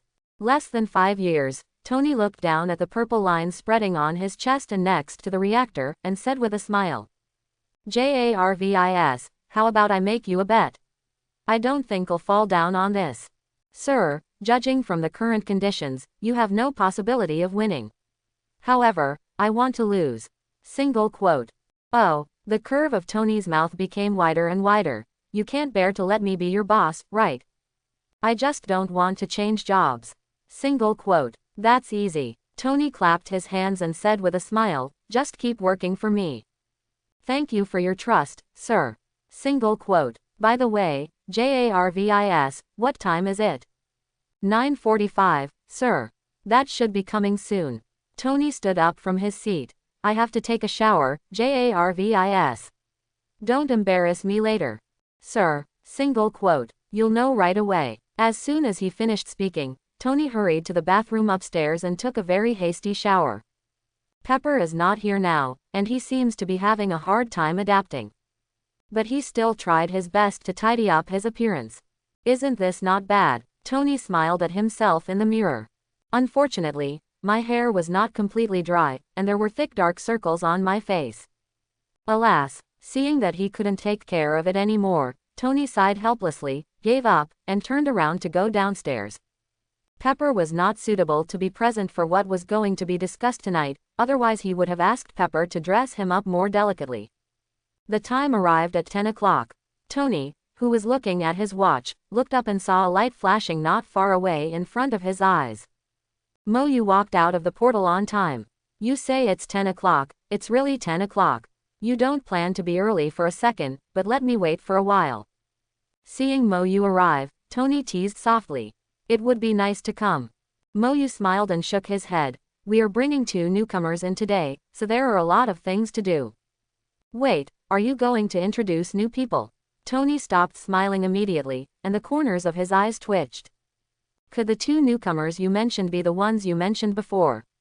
That's right, Mo Yu shrugged, with a playful look in his eyes. They are the 2 brothers and sisters I mentioned before. Oh my gosh, Tony immediately raised his hands to cover his head. When the 2 of them succeed in their studies, I won't lose my head inexplicably, right? This is simply the worst news I've ever heard. It's terrible. He had seen Mo Yu's special and elusive magic. It's not easy to deal with someone quietly. It just so happened that these 2 people had a grudge against him. If you don't work hard, the possibility is not impossible. Mo Yu touched his chin and gave an inaccurate answer. Hiss. Tony suddenly gasped. Are you going to taste the consequences of the sins you have made? Although it would not be so easy to lose his life while wearing a battle armor, he couldn't wear the battle armor every second, right? Tony expressed his helplessness. He didn't think Mo Yu did it on purpose. If the other party wanted to harm him, he would have died a long time ago, and he could do it quietly, so why bother using others to do it? The palladium issue has not been resolved yet, but now there is another life-threatening incident. I can only say that I am unlucky. But it's not his style to just surrender. Ahem. Tony coughed lightly and rubbed his hands expectantly. Is it possible to let me in or something? I just plan to use it to protect myself, at least to leave open the possibility of reaching a settlement with them. Anyone who can be taken note of by Mo Yu and take him to teach him is definitely a good talent with good talent. If he doesn't hurry up, his good days may not be long. Although he does not solve the problem of palladium, he will not have many good days ahead. But the problem is clearly solvable. The worst-case scenario was to ask Rimulu to exchange a few bottles of unscientific recovery medicine as a safeguard, and then perform surgery to remove the shrapnel. In this way, the problem of palladium poisoning can also be solved. This isn't even a problem anymore. Right now, these 2 twins who have a grudge against him and want his life are the greatest danger. Well, Mo Yu touched his chin. If that's what you think, then I guess you won't be able to survive that time. Think about Wanda's terrifying growth rate and potential. Tony wants to fight Wanda during her growth spurt or something. It's probably unrealistic. So, Tony's brows twitched. Am I dead? It depends on yourself. Quote. I hate the Riddler. Tony sighed helplessly. But I understand the meaning. Give me some time to prepare mentally, okay? You can figure it out best. Mo Yu smiled and nodded, then raised his hand and waved lightly, and a sealing box with the shield logo fell next to Tony. This is the most important part of the inheritance your father left you. It contains the most precious gift your father left you, a new element that can replace the palladium element.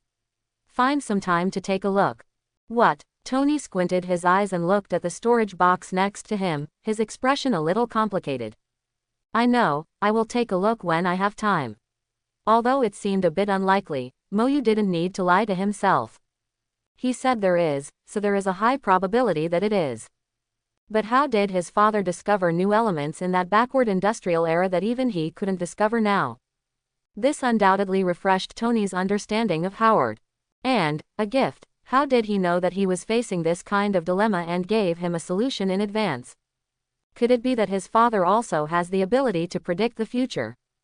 No, that's unlikely. Perhaps he was too forward-thinking, but due to the backwardness of industry at that time, he could only leave it to him as an inheritance, right? He has been dead for almost 20 years and still wants to teach himself a lesson. Should I say thank you, or should I say thank you? Forget it. Tony shook his head and threw away all other things. Tony looked at Mo Yu. Let's talk about what's going on between us. I'm curious about what you want me to do for you. After all, you are outstanding in all aspects. I really can't think of anything that can be difficult for you. It's life technology, genetic technology. Mo Yu didn't hide anything, and directly stated the biggest problem that troubled him. I have no achievements in this area, and I can even be called a layman who has not yet started. So I came to find you. Hearing this, Tony did not respond immediately, but frowned quietly.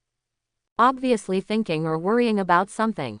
After a while, Tony said in a deep voice, Mo Yu, let me ask in advance, does the life technology you are talking about involve human experiments?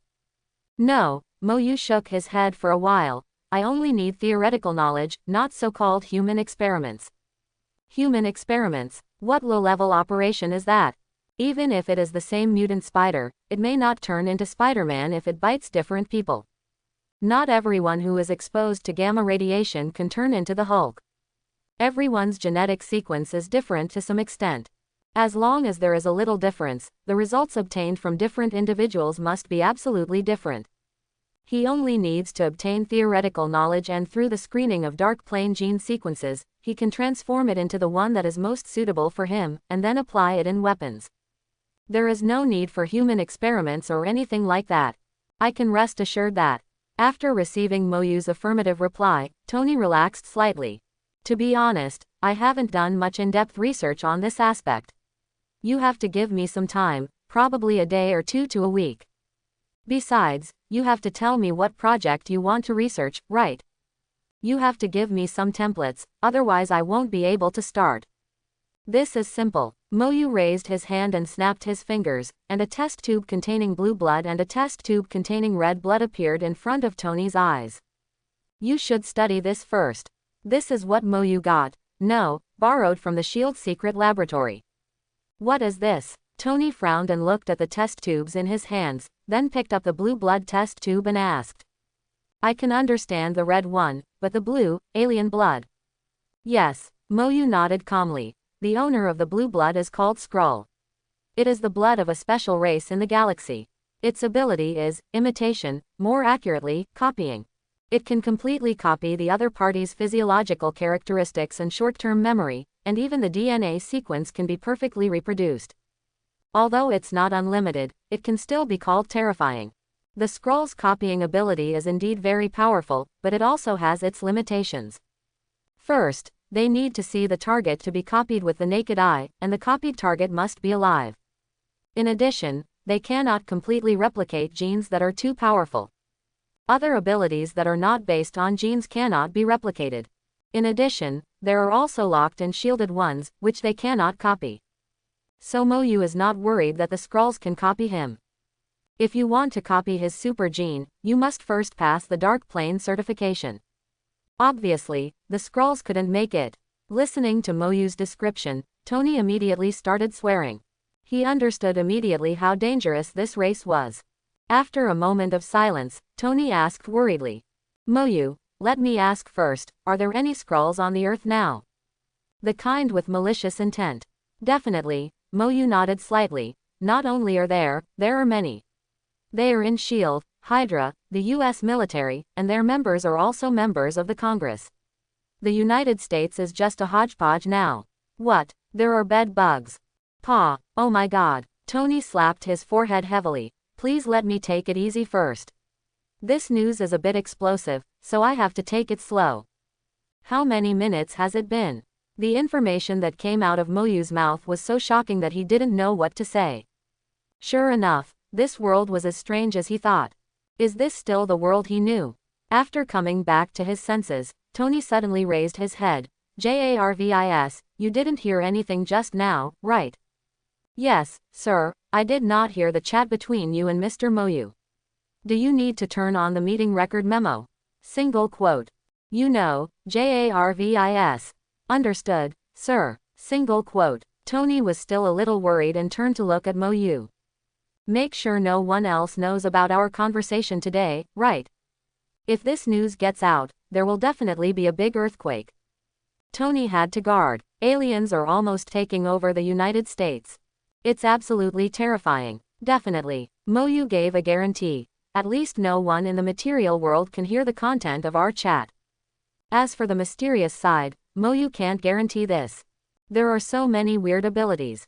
How to prevent it? Tisk. Tony smacked his lips. If I had known that what you said today would be so exciting, I should have prepared more. Quote. Skrulls, aliens. It has penetrated into all aspects of the United States and has almost replaced the locals as the masters.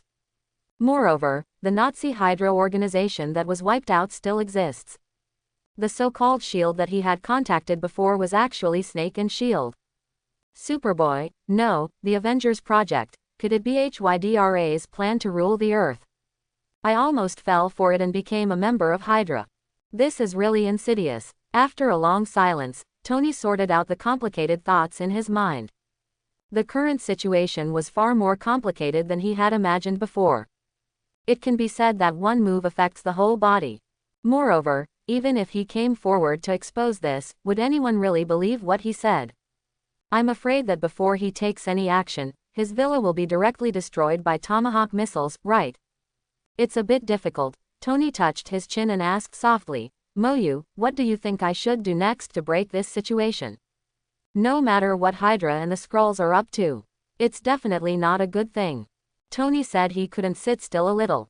Sure enough, the more you know, the more problems you have, and the more troubles come one after another. It would be much easier if he didn't care about these things. But he couldn't care less. He couldn't help but watch all this happen after knowing the inside story. It seems that there is a source of motivation driving him. It's simple. Moyu's lips curled up slightly. I do have a way, but you can't do it now.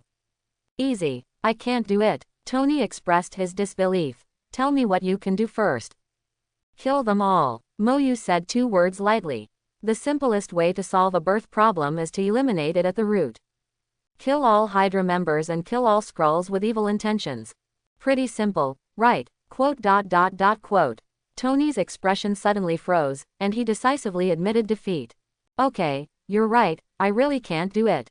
Let's not talk about the fact that he doesn't know the other party's detailed information. Just where they were now made Tony feel helpless. Please, those are generals and congressmen, can they be killed if they want to? Enemy the entire United States government. Even if he has the ability to expose, he dares to take action, but, can he fight?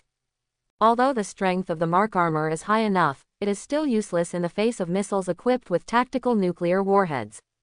He has many scruples, but will the other party have such scruples? It's numb. What kind of simplicity is this? Oh, by the way, this is a simple answer, probably based on Moyu's own answer. If this guy takes action, yes, it will probably be done in less than an hour. And it doesn't leave any clues. Thinking of this, Tony looked at Moyu angrily.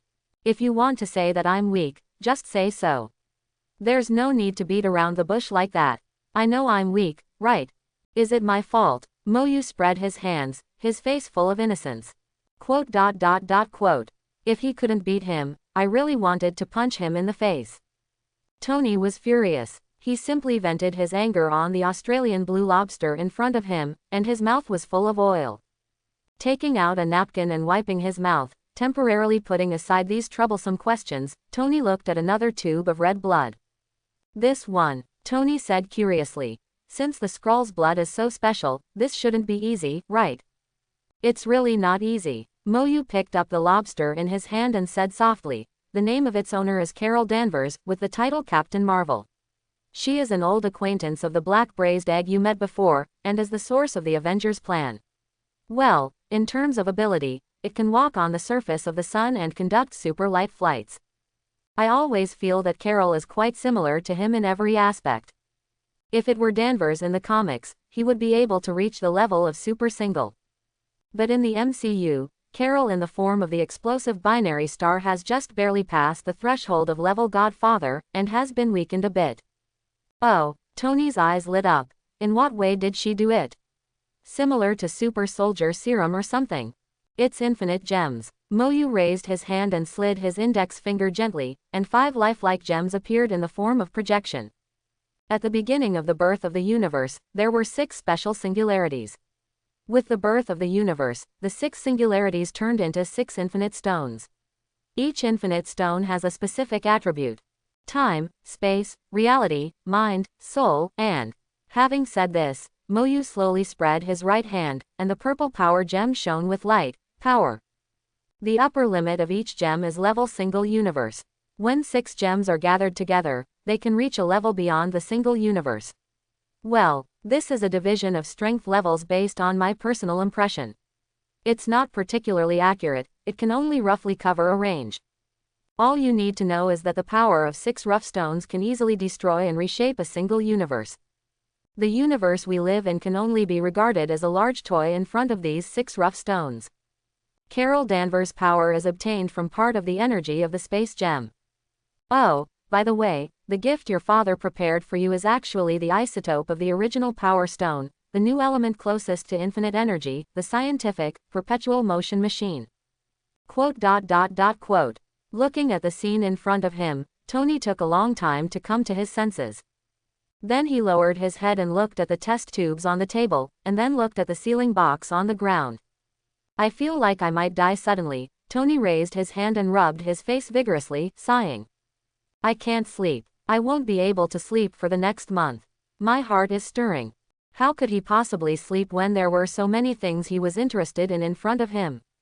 Is this the rhythm that will lead to his sudden death? But Tony said he was excited. It's a challenge only when it's difficult, right? I feel a little warm-blooded after a long absence. Calm down. Moyu shook his head slightly. Don't get too excited. Your top priority now is to save your life and replace the palladium element in the reactor. You can take your time with other things.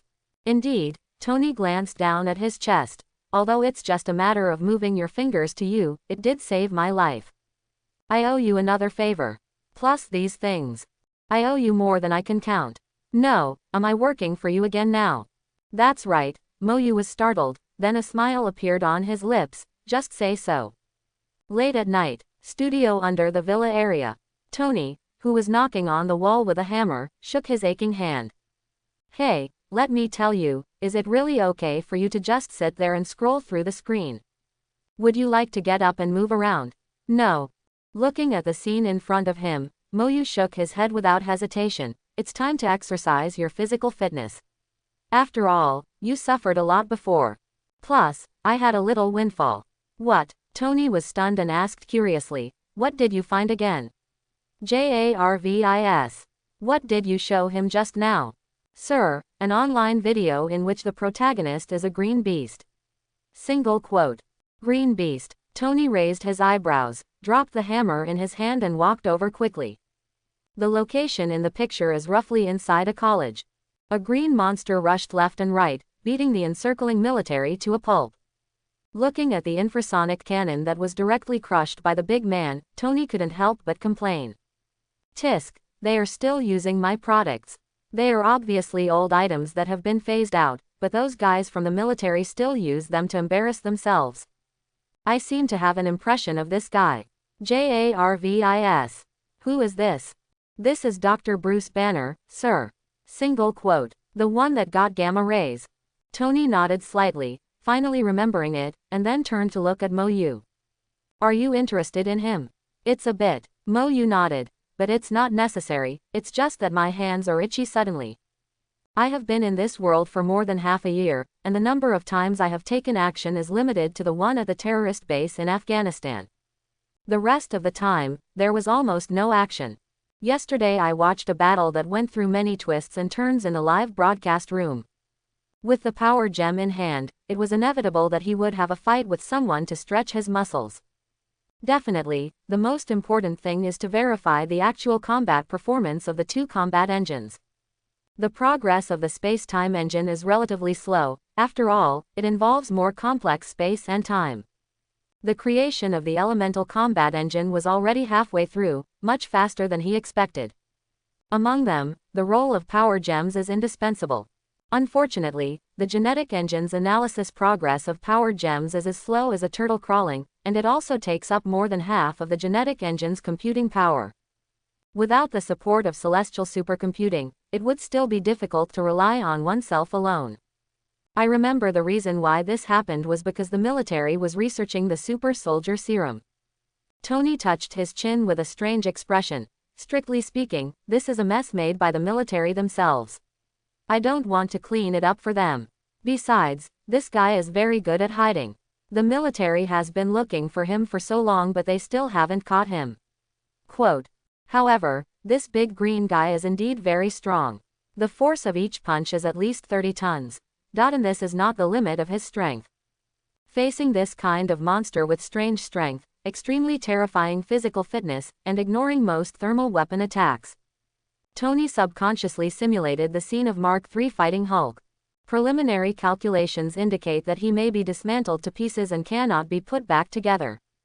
The best outcome can only be to escape an embarrassment with the help of flight. This guy seems to be totally unbeatable right now, right? Thinking of this, Tony subconsciously looked at Moyu next to him. This guy is also a monster. Putting aside the perverted infinite stone in his hand, could Moyukian beat the big green guy in the picture? Probably. After all, didn't this guy focus on this big guy because his hands were itchy? If you can't beat him and still keep an eye on him, he can't be a masochist, right? It doesn't look like it. Can you take down this big guy without using that abnormal rough stone? Tony finally asked this question, because he does have a little bit of curiosity. In addition, I would like to know some details about Moyu. There are many ways to take it down. Moyu lowered his head and thought for a moment, but a duel of pure physical strength. I haven't tried it yet, it's probably about the same. If it were the comic book version of the Invincible Hulk, he wouldn't be able to fight through pure strength. After all, this guy has the setting that the angrier he gets, the stronger he becomes. But the Hulk in front of him also inherited this setting, but he has an upper limit. Not only does his strength have an upper limit, but his physique is not too abnormal. Hatred can break through its defenses. Not only can Thanos break through its defenses with his bare hands, but he can also use a set of military punches to make Hulk a little autistic. Although he was in a weak state when his defense was broken by hatred.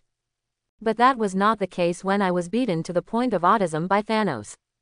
This version of Hulk's performance is somewhat unsatisfactory. Without using the Power Stone, there is no problem in fighting him. As for whether you can win, you have to play to know. They are all perverts. How can a human body possess the power of a monster? Single quote. Tony complained secretly in his heart, and then said, "Want me to help you find him?" "No need." Moyu raised his hand and waved, and the projection of the streets of Harlem, New York, suddenly appeared in front of their eyes. "They're here." Quote. Looking at the scene in front of him, Tony suddenly stopped thinking. The military has already entered the scene. If you go to cause trouble at this time, I feel that there is a high probability that they will find various reasons to want you, and they want to imprison you in the laboratory team for research. Then let's see if they have the courage. Moyu shrugged nonchalantly. Besides, even if you have the courage, you have to be able to do it. I don't mind killing a general or directly destroying a military region. Quote. What kind of devil is this? Tony took a deep breath and observed a second of silence for the military. Then he said, "You don't mind if I watch the show, right?" "Okay." Moyu nodded, lightly snapped his fingers, and a bag of serum suddenly appeared on the table. This is the fair. Although it may not be used, there are two different concepts, not using it and not having it. Do you really think of me as a coolie? Looking at the extra bag of serum on the table, Tony glanced at Moyu evilly. Does this guy regard this as his private research laboratory? Although he was indeed a little interested. But with Zuyu in front, the amount of this serum seems to be a little insufficient. He would rather study Carol and the Skrulls as soon as possible. After all, a kaleidoscopic shapeshift, one involving the space gem. New York, Harlem. Bruce injected the antidote with the help of Mr. Blue and his girlfriend Betty. He successfully suppressed the appearance of Hulk, and the excited Bruce even gave himself a few slaps to celebrate. Facts have proved that Mr. Land's antidote is effective. Now that he's overcome with emotion, he no longer turns into a big green guy. But unfortunately, this situation did not last long. Hulk became weak and fell into a deep sleep due to the injection of the antidote. The unsuspecting Bruce was easily put down by the military with a tranquilizer bomb. At the same time, Blonsky, who was injected with the defective version of the super soldier serum, and whose obsession with becoming stronger was extremely heightened, paid attention to the Banner serum. Under duress with a gun, Mr. Lan, who was originally unwilling to listen to Banner and destroy the serum, seemed to have found an opportunity. With great cooperation, Blonsky was injected with Banner's serum. After being injected with the serum, Banner's serum reacted with the super soldier serum, further destroying Blonsky's sanity. The brave and skilled soldier turned into hatred at this moment. Blonsky, who transformed into an abomination, only had the thought of defeating Hulk in his mind.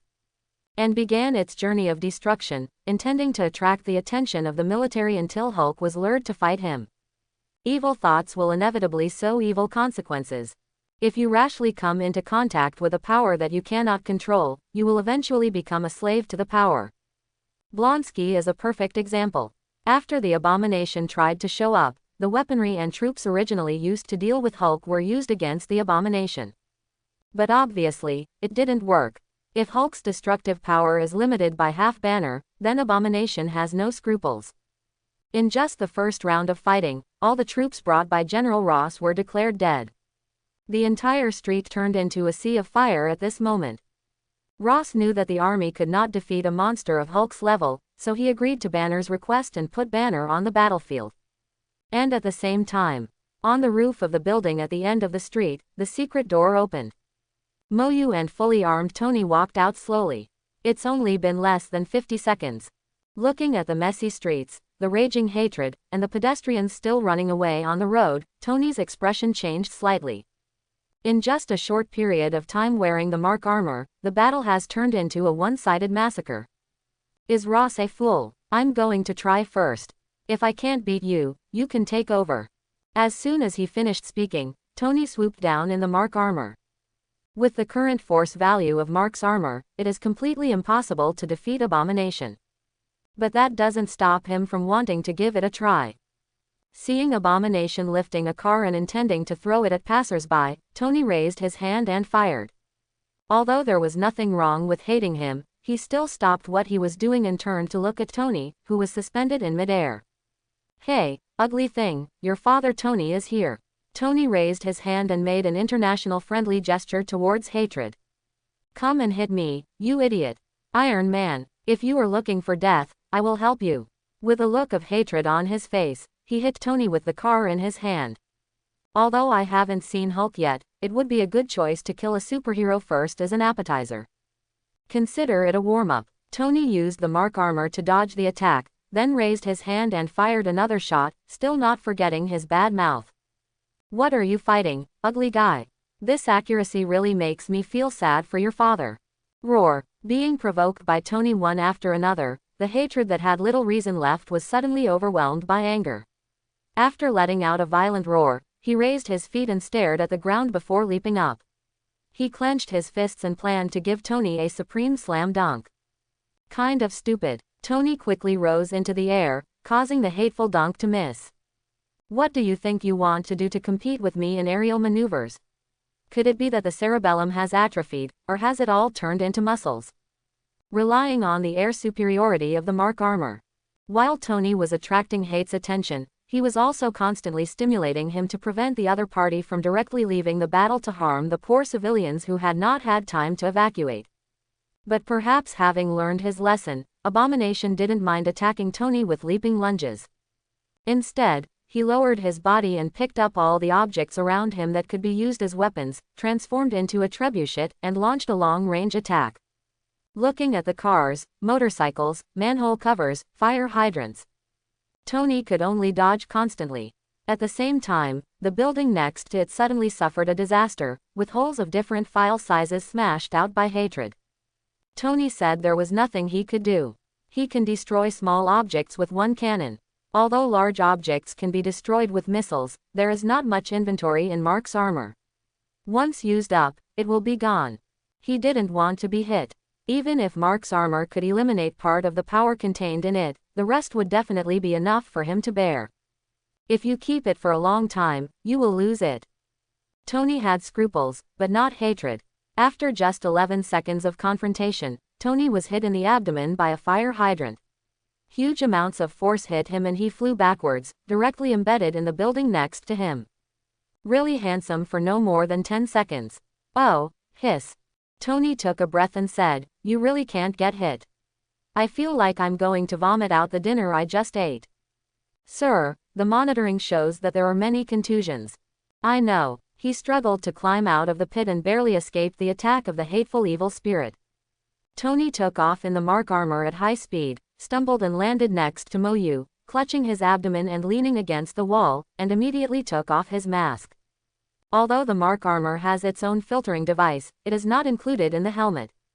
If you really spit it out, your face will be muddy when the time comes. Oh, this is absolutely unacceptable. I'm convinced, Tony said with a slumped face. I'll pass the baton to you. I have to rest or I'm really going to vomit.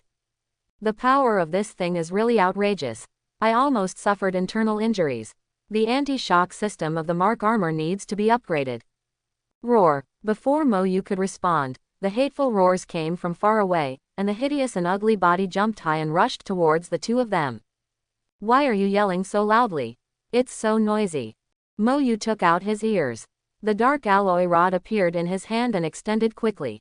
The other end suddenly became thicker and heavier. He aimed it at the abomination that had just jumped up and struck it in the head. Dang. Boom. The hatred in front of him was directly smashed into the ground by this terrifying force. The higher you jump, the harder you hit. The sound is quite crisp. It's a good head. This should be a wake-up call, right? Watching this scene, Tony also laughed out loud. Most of the depression in his heart was instantly relieved, and he also held a second of silence for hatred. Now it's your turn to be embarrassed, ugly guy. He didn't think that Mo Yu would be able to kill this ugly thing at all. Although he didn't know the depth of Mo Yu, the power gem he held in his hand was completely beyond the power of the hatred in front of him. Tony expressed that he was relieved. Now it was his turn to watch the show. The probe looked forward. A rather dramatic scene immediately unfolded. Tony subconsciously lifted his visor to record the scene. Banner, who was smashed down by a transport plane from the sky, had transformed into Hulk and emerged from the ground. And the hatred that had just been hit into the ground by Mo Yu's stick also emerged. The two prominent guys looked at each other confusedly and let out an angry roar in unison. Roar, *2. I thought that when the two big guys met, they might have a fight first. But what happened next was beyond Tony's expectation. Hulk crawled out of the ground and glanced at hatred, rolling his eyes in disgust, but he had no intention of doing anything. He and Banner are of the same mind, and Hulk knows how Banner feels about him. But this time, Banner completely broke Hulk's heart. So even though Banner had no choice but to transform at the moment when his life was in danger, he had no intention of solving the trouble Banner caused. The always belligerent Hulk, for the first time, didn't want to fight. Hatred, who had always wanted to fight Hulk before, just glared at Hulk after standing up, and then raised his head. He stared fiercely at the roof of the building. Seems quite vindictive. Why don't these two big guys fight? Seeing Hulk and Abomination making no move, Tony felt a little strange. In this situation, shouldn't we have a hard fight first? Roar. When he saw Tony's head, he suddenly became filled with hatred. The scar healed and he forgot about the pain. With a roar, he kicked off his feet and jumped up again. Then he was faced with another blow from Mo Yu. Dang, click. The clash of gold and iron sounded, followed by the sound of cracking bones, and Abomination was unsurprisingly knocked down by a stick again. It's just that this stick seemed to accidentally break the opponent's skull. Tisk tisk tisk, what a pitiful little thing.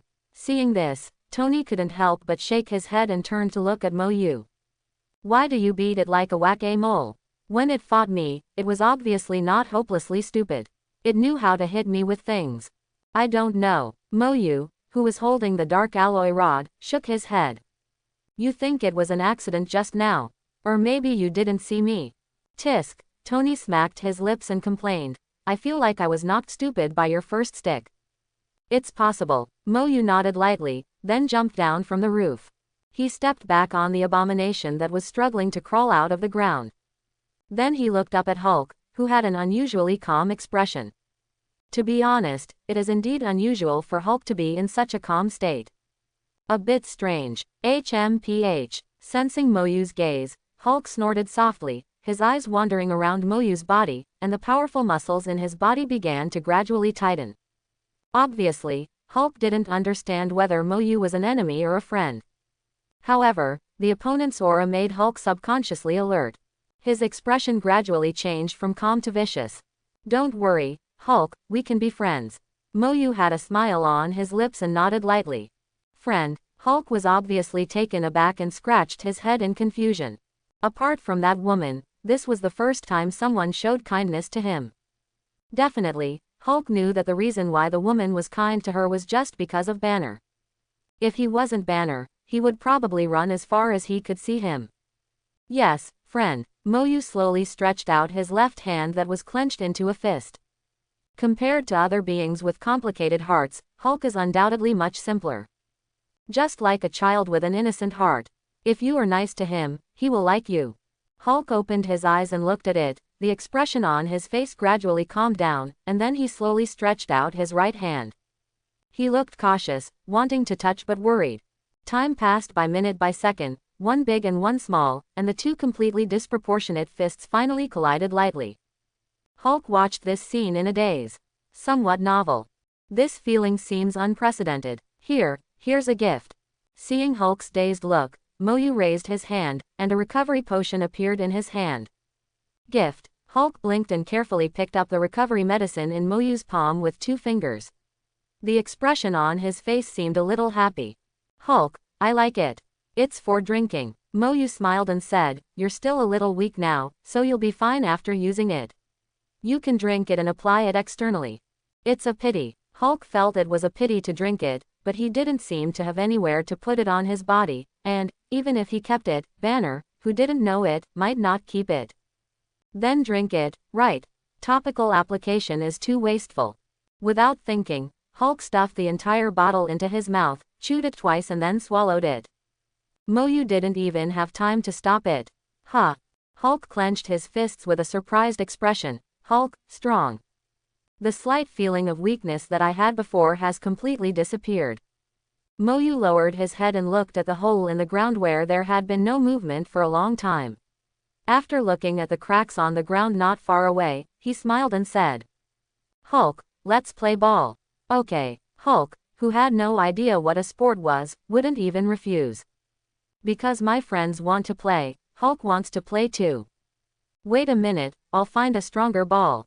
The corner of Moyu's mouth curled up slightly, and in the blink of an eye, his figure was already on the street. The dark alloy rod in his hand instantly pierced the ground and extended rapidly. The seemingly extremely hard dark alloy rod suddenly turned into a rope after it came into contact with the target, tying up the ankles of Abomination, who was trying to escape through the underground pipe. Reaching out and tugging, the dark alloy rod retracted, ignoring the hateful struggle, and forcibly pulled it out of the ground. Hulk, catch the ball. Moyu raised his hand and threw his hatred into the air. Before landing, the dark alloy rod in his hand swept out and hit the Abomination directly in the abdomen, sending it flying towards Hulk's location. Quote. Seeing this scene, Hulk's eyes lit up and he became more playful. Play. The moment when hatred fell, Hulk took a step forward, raised his foot and kicked Hate's face.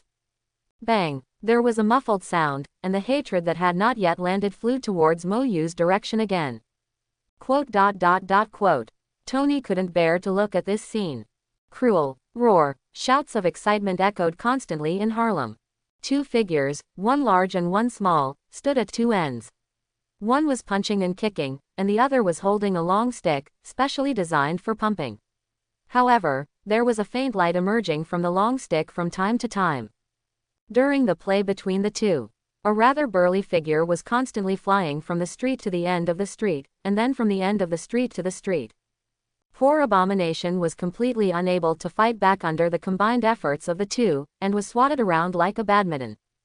Many people watched this dramatic scene from a distance, including General Ross in the gunship in the sky, Tony on the top floor, and the people who should have run, but now suddenly stopped to watch the show. It has to be said that human curiosity is endless. The person who eats melons has been engraved in my genetic instinct. Even when such a disaster occurs, there are still people watching from a distance.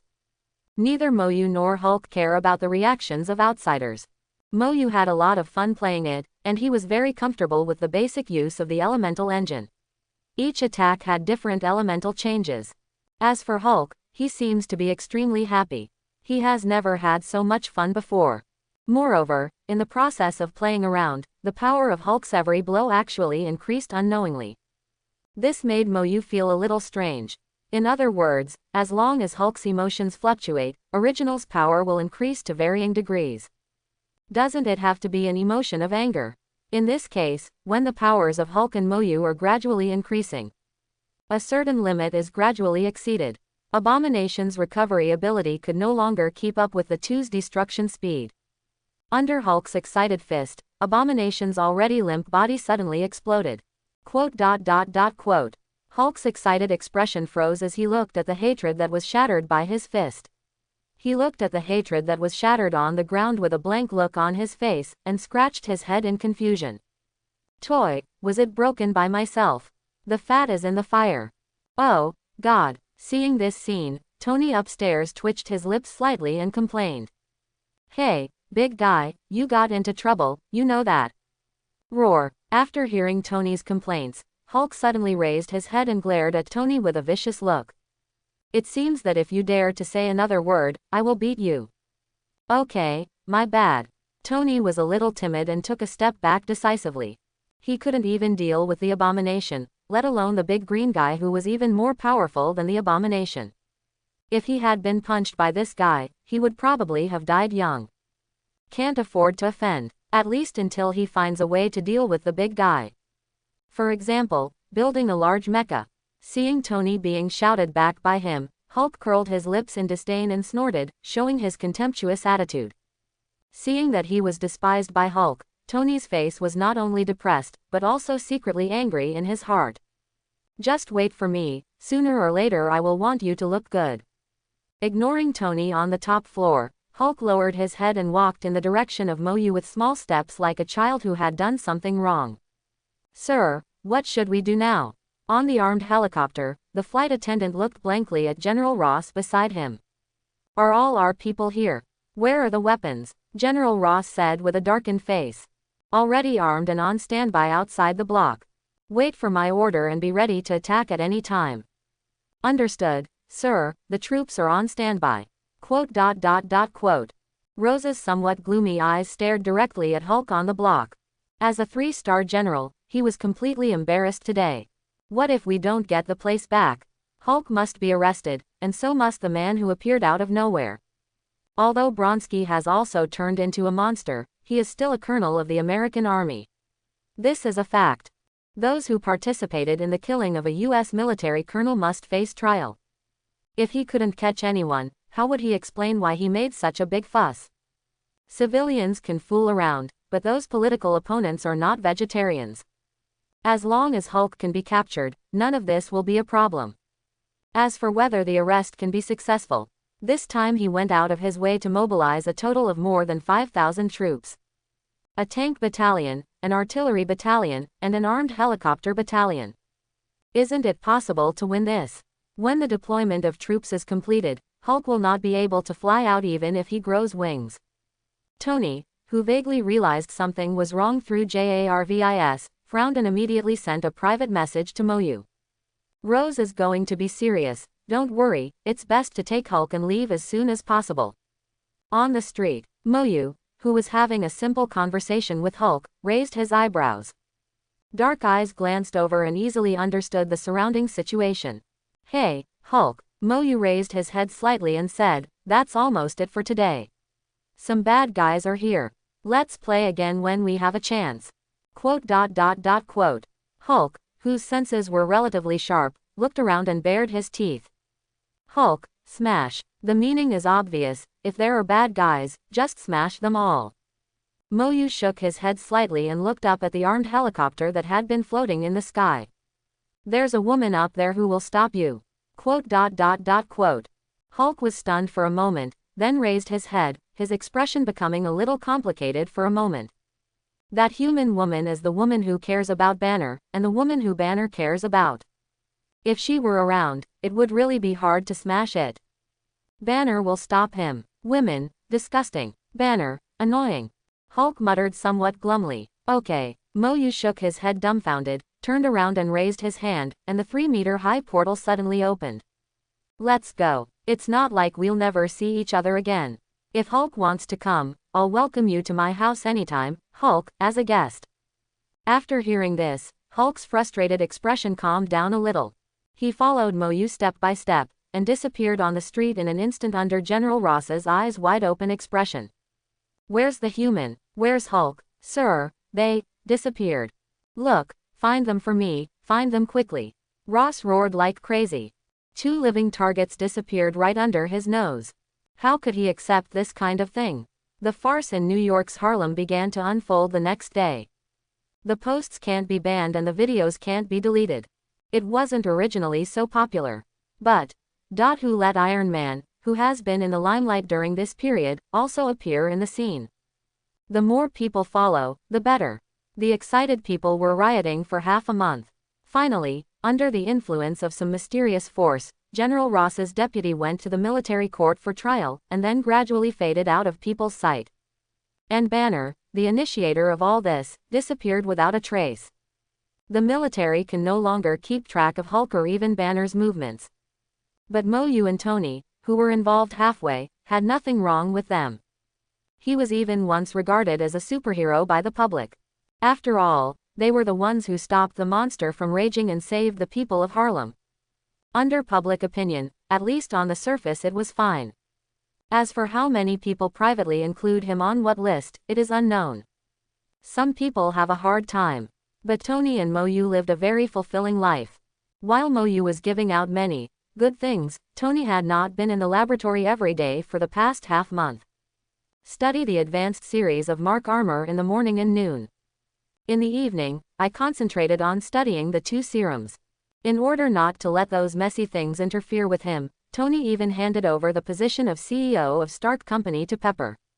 Facts have proved that letting Pepper be the CEO has indeed saved Tony a lot of trouble.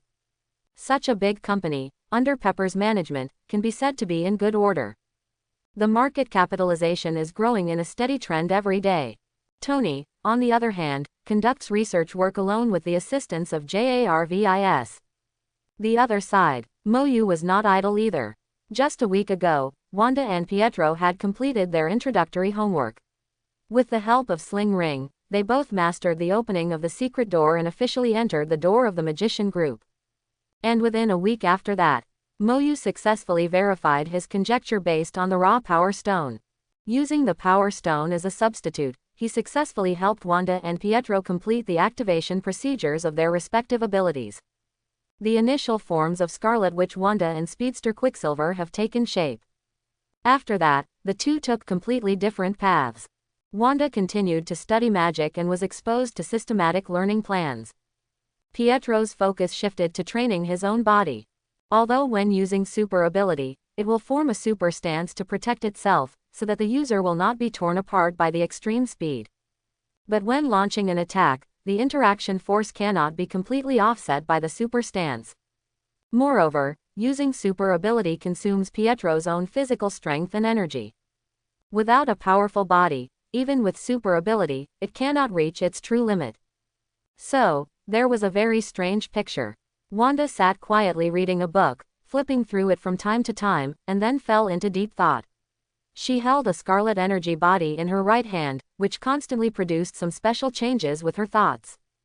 And Pietro was running as fast as he could in that infinitely extended space, under the high pressure of the gravity field. One is elegant and dignified, the other is sweaty.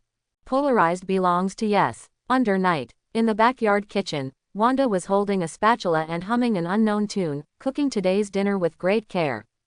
Well, it was Wanda's idea to build a kitchen. Mo Yu didn't have any objections to this, especially after trying the Chinese food that Wanda specially learned. After Mo Yu nodded in agreement, Wanda and Pietro finished the entire kitchen in just half a day. Pietro is responsible for moving a wide variety of materials and equipment with super ability. Wanda, on the other hand, is responsible for building the kitchen, well, directly using magic. I have to say that Wanda is indeed outstanding in her magical attainments. After systematic learning, the opponent's ability is well demonstrated, especially in this aspect of life use. Today, Wanda can be said to have extremely high attainments. Use magic to wash clothes, use magic to clean furniture, use magic to clean, and even use magic to eliminate kitchen waste, etc. All I can say is that Wanda understands life. As for using origin magic power to do this, is it overkill? This has to be divided into people. On the other side, Mo Yu was lying on the recliner as usual. He has not been idle in the past half month. After testing with Abomination as a guinea pig, the elemental engine has not only been completed, but has also been loaded and put into use, and has been integrated into one of its own abilities. The development progress of the space-time engine has also reached the halfway point. The remaining half will have to wait until the Ancient One magician fulfills his promise and lends him the time gem later this year. Although the Power Stone can also be used, it is not as specialized as the Time Stone. Start with the Power Stone and build the foundation with Cagliostro. But if you want to completely complete the construction of the space-time engine, the Time Rough Stone is indispensable. In addition, after this half-month, Wanda's serious cooperation, Moyu came up with the idea of building a concept rewriter again, and started directly rewriting high-level concepts. But so far, it has only built an empty framework. Retrieve own status. Searching. Searching completed. Name: Moyu. Biological age: 20. Biological gender: male. Current genetic version: fighting the victorious Buddha and Kamigawa beast body. Kamigawa beast body: completely immune to ordinary thermal weapon attacks, ignores nuclear weapon strikes, immune to advanced concept rewrites, resistant to large solar flare bombings, unable to withstand supernova explosions, invulnerable to god-killing weapons that are not specialized in decomposing super genes. Equipped with the Dark Plane Combat Engine, duplication, immobilization, energy burst, fiery eyes, 3 heads and 6 arms, law of heaven and earth, star movement, etc. Newly added Dark Plane Combat Engines. Elemental Engine, Space-Time Engine not completed, current progress is 69%. New High-Level Concept Rewriter not completed, current progress is 5%. Current equipment: Dark Alloy Rod, Dark Alloy Armor, Somersault Cloud. New equipment: Infinite Rough Stone Power, Analysis Progress, 10%. New Timing Item: Progress Bar, current progress is 45%. Quote. Looking at the information given by the Gene Engine, Moyu fell into silence. There are changes, but not much. Sure enough, compared to cheating, the speed of self-growth is really slower. I hope everyone will support it and subscribe more.